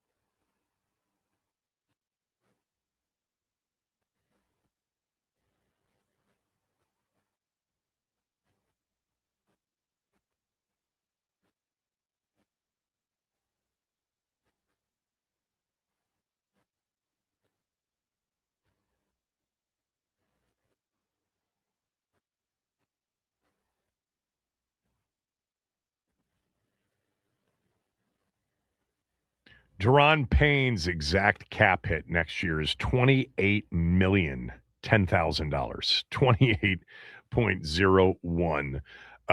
His dead cap would be $11,200. So you're really talking about a roughly $17 million cap savings if you moved on from Deron Payne. Joining us right now is Ben Standig, who had this news earlier today. Let's start there. You feel like there's a growing chance that they're not only going to retain Deron Payne, but do it under the current contract without any sort of restructure, extension, et cetera. Kevin, good morning. Yeah, that's what I wrote today. That's my understanding right now. This has been a very interesting topic. However many times you and I have talked about Deron Payne and his contract in the last 2 years, I probably 99% of the time said I would imagine he's going to be released after this season because of the cap number situation that you just laid out. And it's a pretty compelling argument, right? I mean, his cap number is going to be, as of right now, the 6th highest rated defensive tackle in the league next year. He certainly has not performed at the high level like, one of the top 10 guys in the league. However, and this is a thought I've had over the last part of the season involving Payne, involving Bobby Wagner and Zach Ertz before they were hurt, is like we can justify why they should be probably not back on the team next year, different reasons, but you can understand it. But if you take them out of the equation, okay, then what? In the case of all three of them, it's like, well, there is a younger guy there, but I don't know. Are we sure that they're ready to go in? This defense already has holes all over the place, right? You can justify that they legitimately need help at 4 of the 5 broad positions, and if you take away Payne, it would be 5 for 5. So I think the way it's looking like is this is a team that doesn't quote unquote need cap space, right? They have the 6th most in the league. They're going to get a chunk more when they release Marshawn Lattimore. So the idea of keeping Payne, it's probably not because the value is there in the money, but because if you take him out, now you have to replace him, and it's just another hole that you've created for yourself. So like you said, it's not like getting back the full 28. You're only getting back, 16 plus. So can you get an equal replacement for that kind of money? I don't know. They only have the 2 draft picks in the top 100, et cetera. So yeah, I think right now, understanding that there's no defensive coordinator, that could change things. But it looks to me like he is the plan right now is for him to stay. Yeah, I think it's interesting that the plan is for him to stay. And I think we've talked about it for a while, as you said. It just makes more financial sense for them to move on. I've said this repeatedly. I don't think he has much trade value. Do you agree? Oh yeah, I've never thought that he would be traded. I mean, you never know for sure, but yeah, I mean, I don't think so. Now that said, I think part of this is, even if you said, hey, well, why don't you renegotiate the deal? Maybe give him another year, or do something with the contract to lower the cap hit. I think from Payne's perspective, it's like, well, say whatever you want. I'm still going to get paid by somebody. Like, I'm still a good player. John Allen still got good money last year. We can debate who's better or not, but he would get money if he got out there and he'd get a multi-year deal from somebody. So from his perspective, why do anything? Certainly don't take a pay cut. Why would you renegotiate unless it's just completely in your favor? Which from Washington's perspective, it wouldn't make any sense to do that because again, he hasn't been overly productive. But again, take him. I mean, it's crazy for all the things we're saying. He's arguably their best defensive player. And maybe it's not even arguable. I don't know. But, if you take him out, man, this group is even worse than it was, which is saying something. Yeah. So the other part that is a bit surprising to me is that the idea that they would do this, and they would do this without some sort of restructure to lower his cap hit in 2026. Yes, they have a lot of cap space currently, according to Spot Rack, the 6th most. That could grow significantly with no Lattimore and no Payne, et cetera. And even like an Allegretti is, $4 or $5 million in cap savings if they turn him loose. And to me, what it says to a certain degree is we're okay with the cap space being eaten up by this $28 million with this guy for one more year. We just don't want to give him any more money. There's no more cash outlay for him. They'll owe him what they owe him and what, it would be for a base salary next year. But there's, all the guaranteed, et cetera. I mean, there's a signing bonus, amount in there somewhere. And it's not insignificant. But I just think that, in most of these situations, when you do that, you don't have the player who's got essentially very little money left on his deal other than his base for the upcoming season play without a restructure and giving him a little bit more cash as incentive and lowering your cap simultaneously. I mean, this gets to not – I mean, I know I've gone here before. I don't really believe it, but I just think it's something that is interesting, is just the nature of the first 2 years where they haven't really spent a lot of cash on long-term deals. You've got Cosme, that's it.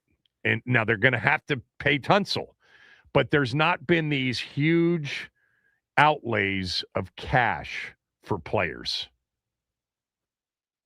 Yeah, no, for sure. I mean, his actual salary for this year, according to Over the Cap, is like a little over $16 million. Tunsil is about 20, and Lattimore is a tick more than Payne. But like I said, I'm sure he's gonna get released. Yeah. So Payne, would be the second highest. Now, again, just in terms of the cash, you and I would like 16 million, but that's not a crazy number for a player of his caliber. I mean, to be honest, like it's just kind of market rate to a degree. Maybe it's a little more or less, but so from that perspective, it's not insane. From the cap perspective, if they were in a different boat, it would be an easy one to move on from. But like you said, they have a ton of cap space. They're going to get more with Lattimore. They can always come up with other ways to create additional monies, post June 1 cuts if they feel they could compel to, whatever. So, they're going to need that. And again, if you move on from Payne, it just adds defensive tackle to the list. I mean, there's nothing that would suggest that they think Johnny Newton's ready for 3-down work, even though, he showed some good pass rush. And Javon Kinlaw, he had some good moments for sure, but we're mixed in with a lot of inconsistency. He finished with no sacks, minimal pass rush numbers. So, it maybe is a little bit of hold your nose to do this. And I'm probably saying that a little bit meanly exaggerating, but, it's probably not ideal. But at the same point, I totally get the logic if it lands here. I will say that the one pushback I got was, look, it's still January and we don't even have a defensive coordinator yet. Yeah. So, things can change, but I can't imagine, based on the defensive coordinator candidates that we're talking about, I can't imagine that anybody would have come in with the gravitas to say, get rid of him. I mean, when Cliff Kingsbury shows up and flips Adam Peters a note saying draft the offensive tackle from Oregon, Cliff Kingsbury, they had to fight to get him here. He was a former head coach. Like, he had clout. He had say. So that's different. I would just be surprised, maybe if it's Raheem Morris, but I just be surprised if any DC at this point would sway what they think. So I don't know how much I buy into that one. Well, I think what they should think is, number one, he was subpar this year if you take the entire season put together. Kinlaw was a better player at defensive tackle and a more consistent player at defensive tackle. But to be fair to both of those players, once the injuries started to mount, they had to play out of position a bunch too. They weren't necessarily lining up as inside defensive tackles on every snap once Dorrance Armstrong and Dietrich Wise and, they started losing all of their defensive ends. They were trying everything to see what would work because nothing did work defensively. But Payne had a very average to sub-average season. And so he's not worth the cap hit, and yet you're suggesting that they may live with him. If they do, it's clearly because of one of two things. One, we don't have anybody anywhere near him, even though he's not very good or wasn't very good this past season. And he still has talent, so we got to hope that maybe the next guy can coach him up. and get the most out of him. And by the way, next year would be a contract year. Deron Payne would be in a contract year. It would be the last year of his deal. And we know how that worked out for him as a 25-year-old. Maybe it would work out the same as a 29-year-old. And the other is just the idea of keeping him on this current deal, no outlay of new cash, which is kind of interesting to me. But actually, now that I think about it, maybe we don't have anybody better as of now, and he'd be playing on a contract year. Yeah. I mean, look, and just like consider the defensive line in totality if he would take him off. There's 2 starting defensive ends last year, both finished the year on IR. I don't no idea if Dietrich Wise is going to be back at, over 30 years old. His injury, I don't know that he's back. He was only here on a 1-year deal. Dorrance Armstrong was crushing it before his injury, but when is he going to be ready for the season to start? We'll see. And even if he is, at what level is he going to be at coming off the injury? And then again, you have Kinlaw and Newton at tackle. That is a rough defensive group. Sure, they may draft use the first round pick on the defensive end, or who knows what they do in free agency, of course. But as it would stand right now, that defensive line would be even in a tougher shape than we kind of view it right now. So, and again, like you said, when the injuries started happening, not only were these guys having to play out of position some, but it just takes the pressure off. You're not having to send extra help perhaps on Dorrance Armstrong because he's one of the top pass rushers in the league through 7 weeks. And now all of a sudden without having to do that, we can just go back to focusing on Payne and Kinlaw more and stifle their pass rush ability. So, again, it's hard to completely justify keeping him based on the production and the salary or the cap situation. But on the other hand, for a team that, needs a bounce back season, that still has the flexibility to spend because they have the rookie quarterback, I think I can understand why this may be where things ultimately land. I'll tell you, this would be such a surprise to me. I was convinced that they're letting him go. Convinced. I mean, it just seems like you had him. Where did you have him among D tackles? Here's the list according to Over the Cap. So in front of him are Chris Jones, Milton Williams, who's been outstanding, Zach Allen, outstanding, Matabuke, who got hurt, McNeil in Detroit, Quinnen Williams with Dallas, Derek Brown had a monster year, Jeffrey Simmons had a monster year, DeForest Buckner, was he hurt again? And then Payne. I mean, behind Payne, Dexter Lawrence, Leonard Williams, big year. Barmore, big year. Ed Oliver, big year. Vita Vea. I mean, they're just much better players behind him. I mean, this happens every year, I understand. But rarely do you have the opportunity in this situation to cut them loose and free up $16 million plus in cap space. So interesting news. Ben Standig is with us, and he reported in his Substack column that discussions between the two sides have focused on Payne just playing out the final year of his deal without a financial restructure, pay cut, or extension, according to a source close to the situation. That would be really interesting. Man, before you reported that, I would have bet, a lot that Deron Payne wasn't on this team next year. All right. So where are we on defensive coordinator? Well, it's be a really interesting week for this for sure. Now that the Rams and Denver are out, those assistant coaches or anybody on those staffs could potentially be interviewed, and whether that's applicable to Washington or not, they haven't, as far as we know, interviewed anybody on those staffs. It is applicable to the entire scope of the league, whether it's head coach, offensive coordinator, defensive coordinator. There's teams still out there needing the top job, and until some of these jobs get filled, the more rank and file options at these various positions are kind of a little bit of a limbo. I think the reality is, and this has been the case from the jump, that any coordinator with options is not putting Washington at the top of their list. I mean, that's why the Brian Flores thing I just never bought in, because he would always have better options, even if it was just going back to Minnesota than here. Same thing with Jonathan Gannon, who went to Green Bay. I think he's actually from Green Bay, so that makes some sense. Even Denard Wilson, who was the Titans, defensive coordinator. He goes to the Giants for the same job. He used to work with Harbaugh briefly in Baltimore. And so I think they're just waiting it out right now to see who's actually going to be available to them. And then, does anybody else shake free because other changes happen around the league? I guess the big domino perhaps here is Raheem Morris. They still have not interviewed him yet. He's been mostly focused on head coaching jobs. And what we don't know is he's apparently one of the 3 finalists for the Cardinals, who are one of those teams that's going to have a hard time getting, the best of the best coaching candidates in theory. So if Morris ends up there, then obviously take that off the board. If he doesn't, then the question is, does he want to be at DC, or is he interested in television, which some have theorized? So he may be, if they get him, maybe that's everybody like, cool.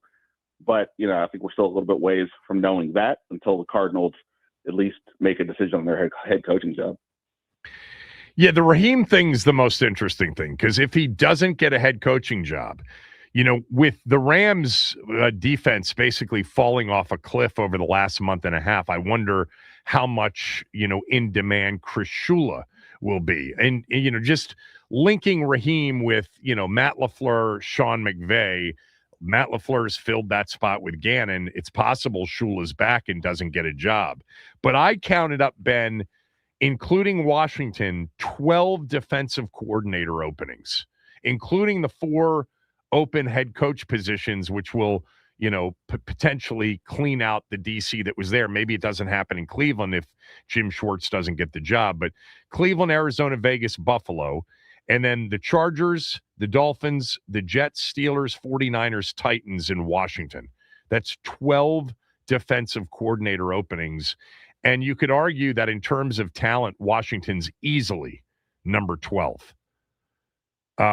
But it doesn't mean that Washington's the 12th most attractive opportunity, because do you want to go to the Jets? Do you want to go to the Titans? Do you feel good about going to the Dolphins, and being in those situations?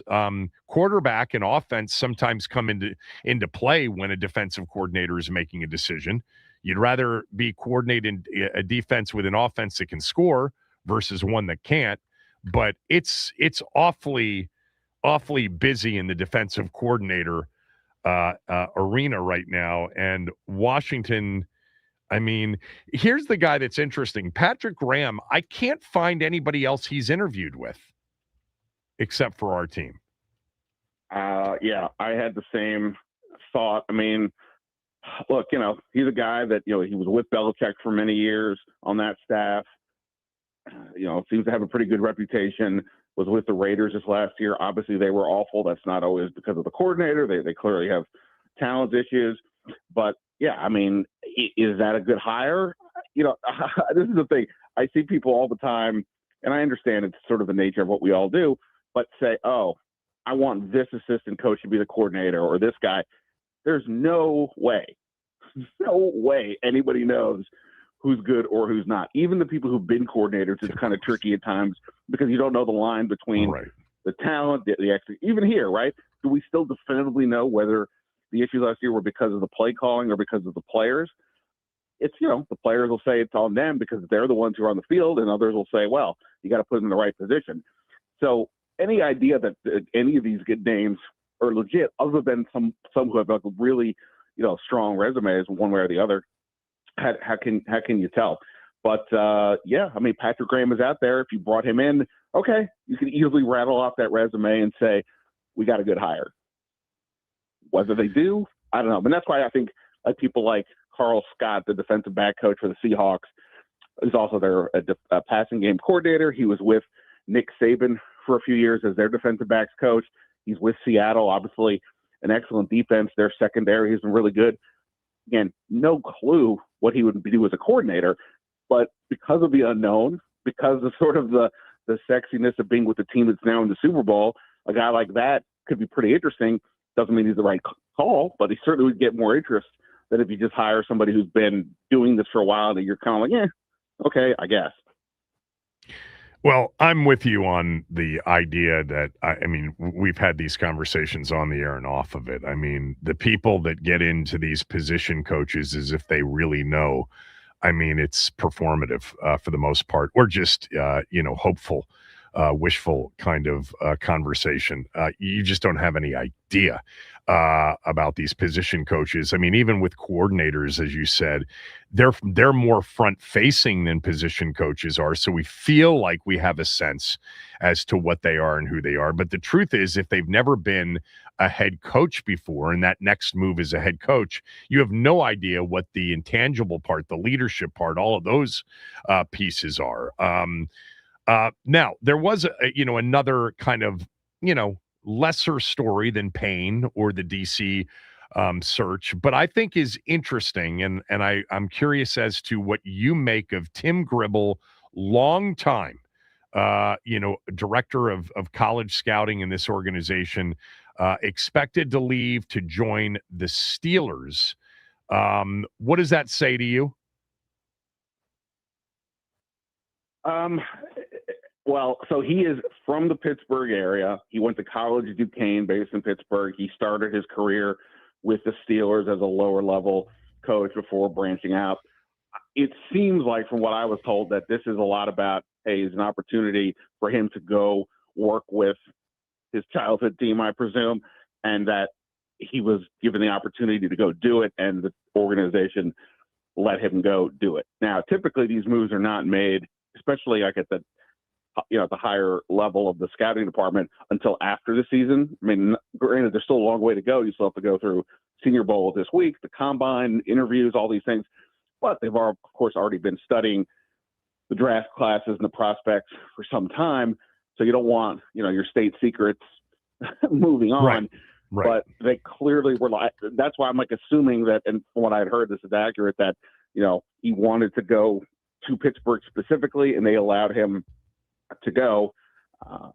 Look, I think one of the things that was interesting from the time that Adam Peters got here was that for all the turnover that was happening, he didn't really shake up the scouting department, which, again, along the lines of, you don't always know who's to blame, but we have spent many days all discussing how poor Washington's draft classes were under the previous regime. And look, Ron Rivera had final say. Marty Herney was highly involved. I doubt Tim Gribble was the guy definitively saying draft him, don't draft him. But at the same time, they're all involved somehow. So, you're guilty by association, if nothing else. So moving on from that, somebody at that position doesn't seem crazy to me, if they had decided to do it on their own because of that track record, whether it's truly attached to him or not. So it'll be interesting to see, where does Peters go from here? Does he just promote somebody from within? Is there somebody from the outside that he's curious about to bring in as well for that role? That'll be interesting. But it's definitely an odd timing, I would say, for this kind of change. But I think it's, again, more personal than it is professional. Yeah, I think also, and I talked about this earlier, and I've talked about it before, and I know you have as well. When you come into a new organization, by the way, as a first-time general manager, not having been a general manager, it typically happens also with first-time head coaches. It's very hard to just completely get rid of everybody in the organization and replace them with all the people that you feel more comfortable with. The people that you feel more comfortable with aren't necessarily able to move. Sometimes they're under contract. Sometimes their preference is to stay right where they are. New coaches in new places, especially first timers, look at Mike McDonald and the issue he had in hiring out his staff in his first year. It was quite the challenge. It was much easier for Quinn. Adam Peters, as a new GM, isn't going to be able to replace in the first year or even the first 2 years everybody in their front office and their player personnel department. They did bring in this guy Blackburn, who's the head of player personnel. Scott Fitterer was brought in. He was a former GM. They brought in, Brandon Sosna, Lance Newmark. So there were some big name hires, which were totally, different than the people that were here before. But it's impossible for a first-time head coach or a first-time GM to swap out everything that was there and replace it with, to even replace it, because there aren't enough of those people that are qualified that are able to come. 100%. Yeah. I mean, you can only again, just like with the defensive coordinator search, you can have your best plans, you can have your ideal board, you can completely identify the right person for the job, and you'll be proven right if you could have gotten them, except for the fact that you can't because they're under contract with somebody else, or they have they get a bump up in raise, whatever it might be. There could be hundreds of reasons or dozens of reasons as to why you can't get somebody, and you have to figure it out from there. And Peters is now 2 years into this. He certainly knows everybody in that building and in that scouting department as well as anybody possibly could. So he'll have some interesting choices again, whether they're internal or not. But yeah, I mean, and look, again, from what I've heard over the years, like a lot of their scouts who are on the road are pretty well respected in the industry. But, again, they're not the ones who are necessarily making the final decisions, nor are they the ones who, even when you make the decision, putting the players out there on the field in the various roles. So it's a very, tricky situation. And Peters is going to have to make an interesting call here. I mean, it's so like I'm looking through the front office people, and there's a name and a face that just popped into my mind because I can't remember how many. I mean, I can remember, I just not by number, but how many people were like, "How could you keep anybody from the Ron Rivera regime?" And then Rob Rogers, who was a significant contract guy, brought in to handle all of the contracts, salary cap management, was kept on by this group. People, you have no concept of whether or not Rob Rogers can do his job or not. When you get a new group to come in, even if it's just for one area of the business, that person usually, before booming everybody, will find out if these people actually have value or not. Perhaps their value hasn't been realized under the old regime. Perhaps their value is they're okay, and I can't do better than this person right now. Eventually maybe we can. There's always a lot of that. But yeah, Gribble, has been a bit of the focus of people who have said, they haven't drafted well, and why is he still here? Well, maybe he was an excellent director of scouting, but nobody listened to him in the last regime. You just never know. All right, we're talking to Ben Standig at Ben Standig on X. Ben's got his Last Man Standing column on Substack. He's got a podcast called Last Man Standing. What else am I missing our team related?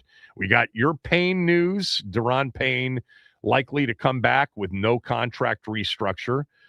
We have the defensive coordinator update, the internal front office update. What else? Am I missing anything? I don't think so. I mean, I'm sure there's probably something that I'm blanking on too. It's just, I think it's just for me, it's just been watching these games and seeing these teams perform. And, the combination of Denver obviously was not the same because of the quarterback situation, but you basically had these four teams that had a combination of stud quarterback and either an elite defense, or at least in the Rams case, they got some players who are pretty good, but they're kind of middle of the pack.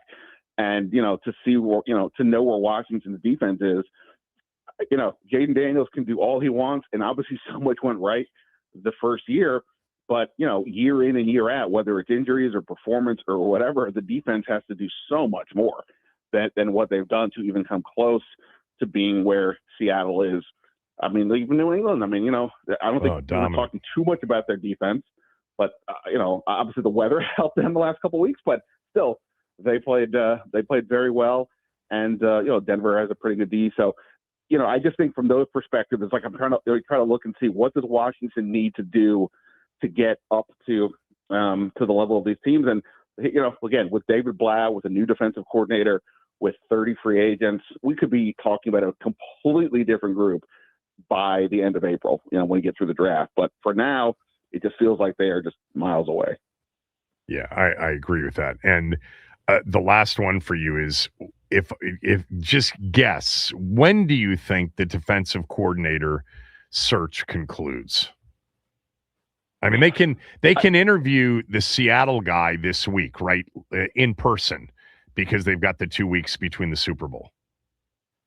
I think that's right. I think that's right. But, probably you'd still have to wait until after the Super Bowl to finalize anything there would be my guess. So, yeah, I mean, it could be that, or, again, there's still, 3 or 4 head coaching jobs available.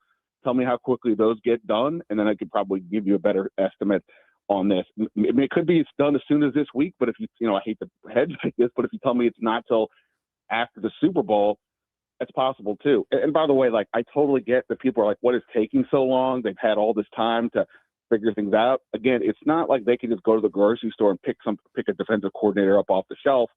I mean, look, the Eagles are getting rejected for offensive coordinator interviews and being people. They still haven't done anything, and they made a change, right after the season as well. So it is, Cleveland's getting rejected for head coaching interviews by people. So, it's not just as simple as saying snap your fingers and get someone. And unfortunately, because they're the team that they are right now with the limited personnel, they don't have Micah Parsons. They can't get Jonathan Gannon to commit immediately because they don't have that guy. So they're going to have to wait. And again, if you tell me it's not till after the Super Bowl, especially if they're interested in somebody who's still coaching, that won't surprise me. But watch the head coaching jobs elsewhere. And the sooner they get filled, the sooner Washington probably gets something done. All right. Thanks. Appreciate it. I'll talk to you later in the week. Awesome, man. See ya. Ben Standing, everybody. So if you have kind of tuned out of the weather because we had too much of it the last 24 to 36 hours, there's another storm lurking for the upcoming weekend. I'll give you the latest on that. And then Anthony and I will talk about one of the most incredible Saturdays of freshman college basketball play the sport has ever seen. That's next.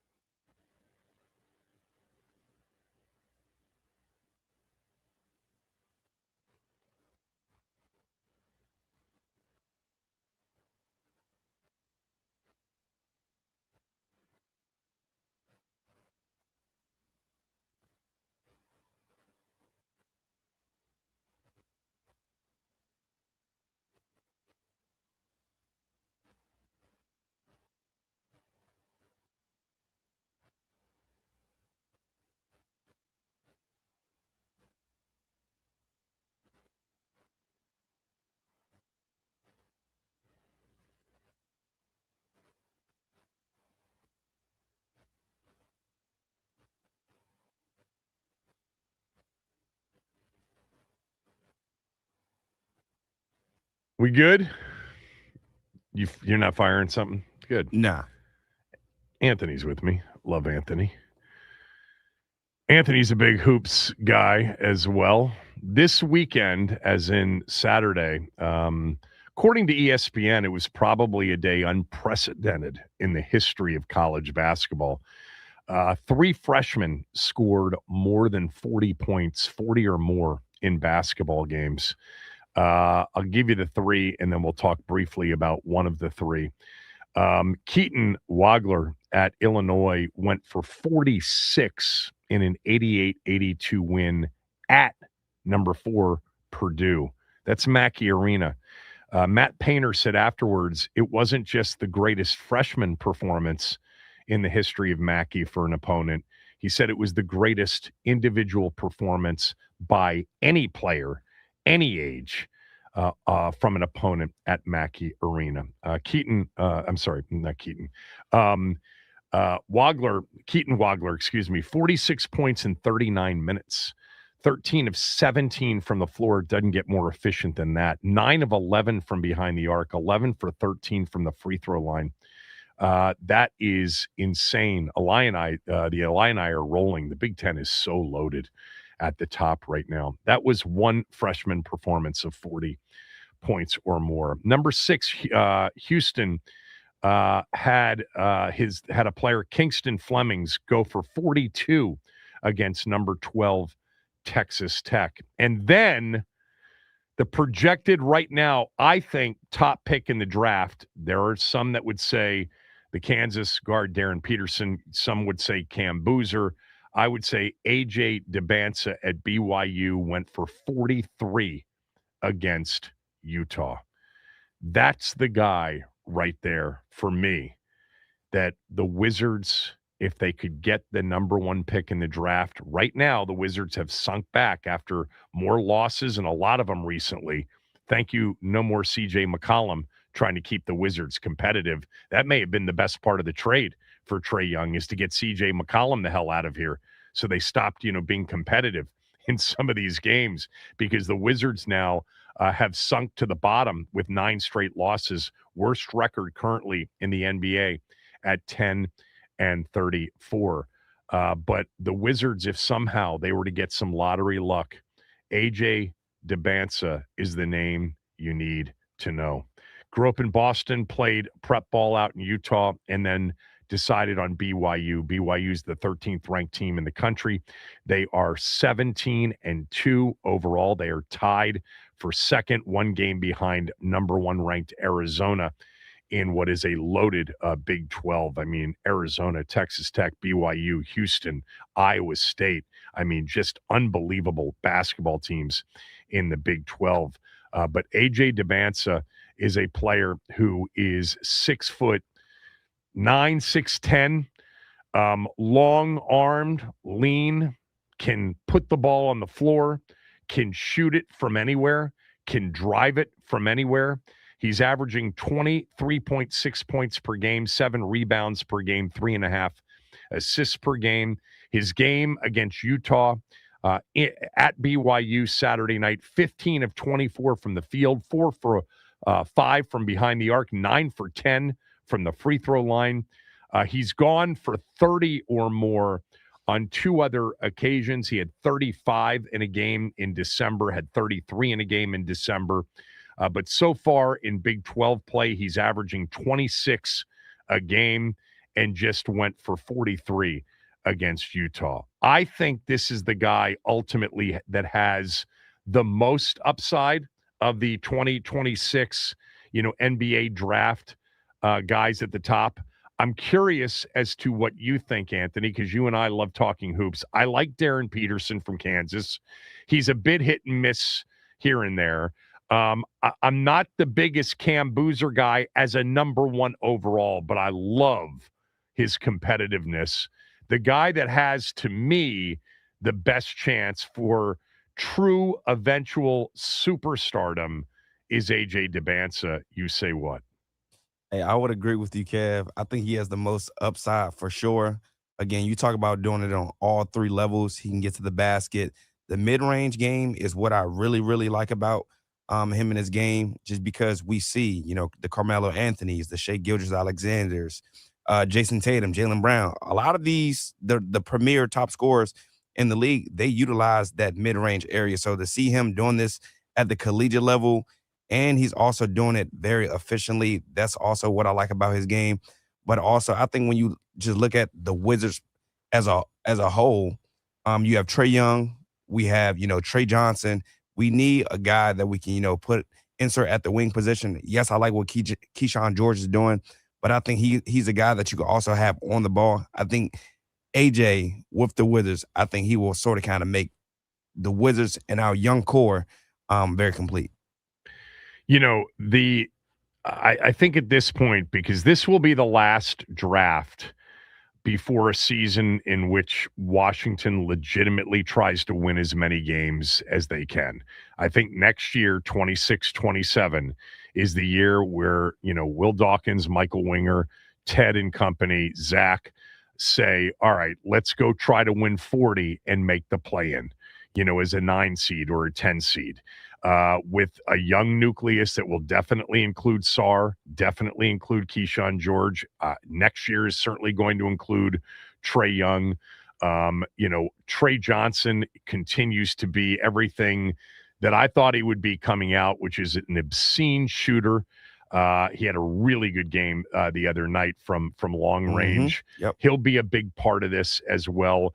Koulibaly will be a big part of it, but you have to add the player that you think can take it a step above. Like, they've got to find that player. Maybe they find that player in a trade a year or two down the road, as Oklahoma City ultimately did with SGA. But of the players the Wizards have right now, I'm convinced they don't have a future top 5 superstar. There's a lot to Sarr that I like. There's a lot to George that I like. But when you watch AJ Debance play as a young player, a true freshman at BYU, you see that kind of talent. Doesn't mean it'll be right. And maybe it ends up being Darren Peterson or Cam Boozer or somebody else from the draft. Maybe it's somebody that goes in Giannis's spot or Kawhi's spot, which weren't top 10 spots, or Jokic's spot, which was a second round spot. But they have to land on the true elite future 5-6 years down the road superstar. And this guy has it all. I'm going to tell you the one thing I don't love about his game, Anthony. Number one is, for a college player, he's way too ball dominant. I'd rather see more flow. I'd rather see the ability and the willingness to move the ball rather than to get into ISO situations. And then the other thing is this: it's 6'9", not 6'11" or 7 feet as KD is, but it's 6'9", 6'10". He does have long arms. Look at the release. It's not that it's slow. It's actually a little bit lower. And it's more kind of chin rather than above the head on the way up. So there's still a couple of things about it, but the dude's competitive. He's got fire. I like him, and I think he's got a chance to be the next great thing. Certainly, this draft is a draft that people are super excited about. I'm not just at the very top. The kid from North Carolina now, I've watched him. I watched him against UVA, Caleb Wilson. I don't see A.J. Debance in Caleb Wilson, but he's a true freshman. The kid that scored for Houston this weekend, Kingston Fleming, scored 40, is really good.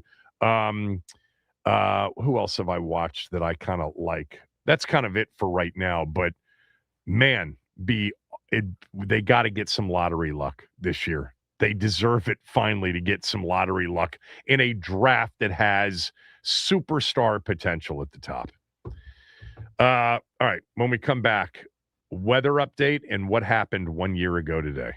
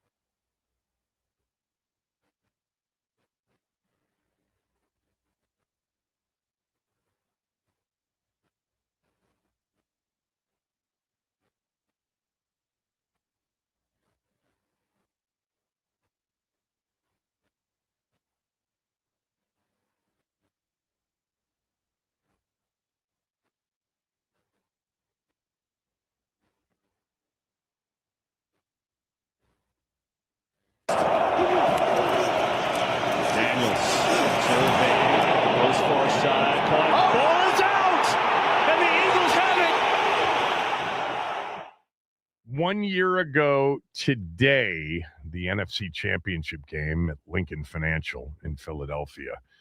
And it was 34-23, and that was the final play of the third quarter. Jaden Daniels' swing pass out to Eckler, fumbled it. It was the third turnover in the first three quarters. The score at the time was 34-23, and Washington had moved the football against Philadelphia. They had gone 8 plays, 70 yards for a touchdown on the drive before. They had a couple of longer drives in the first half. And they had a chance on that drive to maybe go down and score, go for 2 to make it 34-31 in the fourth quarter. But they didn't. And, of course, Philadelphia scored and increased their lead to 41-23. Then it became 48-23 and then 55-23. And that's what people will remember, is that Washington in an NFC title game got beat by 32 and gave up 55 points in an NFC championship game. They won't remember that against that vaunted Eagle defense, which was at that point easily the best in the NFL, Washington put up 23 points with 4 turnovers and nearly 400 yards. Remember, just a month after they put up 36 points and well over 400 yards with 5 turnovers in a 36-33 win. 1 year ago today was the NFC Championship game. Man, it seems like it was a lot longer than that. So hopefully you guys are doing well after that snow and ice storm. Pretty much everybody somewhere in the neighborhood of 4 to 7 inches of snow before all of that sleet. I can't remember personally a longer duration sleet storm. We had 3-4 inches of sleet at our house. That ice, man, that is heavy lifting too. But you may have already seen it on social media. The weather people, fans of weather nerds, weather enthusiasts are already looking towards the next one. The best of all of the models is the Euro model. And the Euro last night and this morning basically showed a blockbuster borderline blizzard for the Southeast, Mid-Atlantic, and eventually the Northeast for Saturday and Sunday of this upcoming weekend. The American model's getting closer to where the Euro is. The Canadian model also showed just an out-and-out blizzard for us. Now, the latest of the Euros coming out right now, and it looks like it keeps it a little bit south and offshore. So, like, the weather people say, stay tuned because we're going to have to see how it plays out. One thing's for sure, it's going to be super cold for not just this week, but the foreseeable future. And there are more storms if this weekend doesn't hit. This is a winter that we're going to remember, I think, for a long time. But yes, stay tuned because this weekend looks like a chance for another big one that would more likely than not, as of now, be all snow. Thanks to Anthony. Thanks to all of you who maybe listened to the show today. Probably off work. Be safe. Back tomorrow.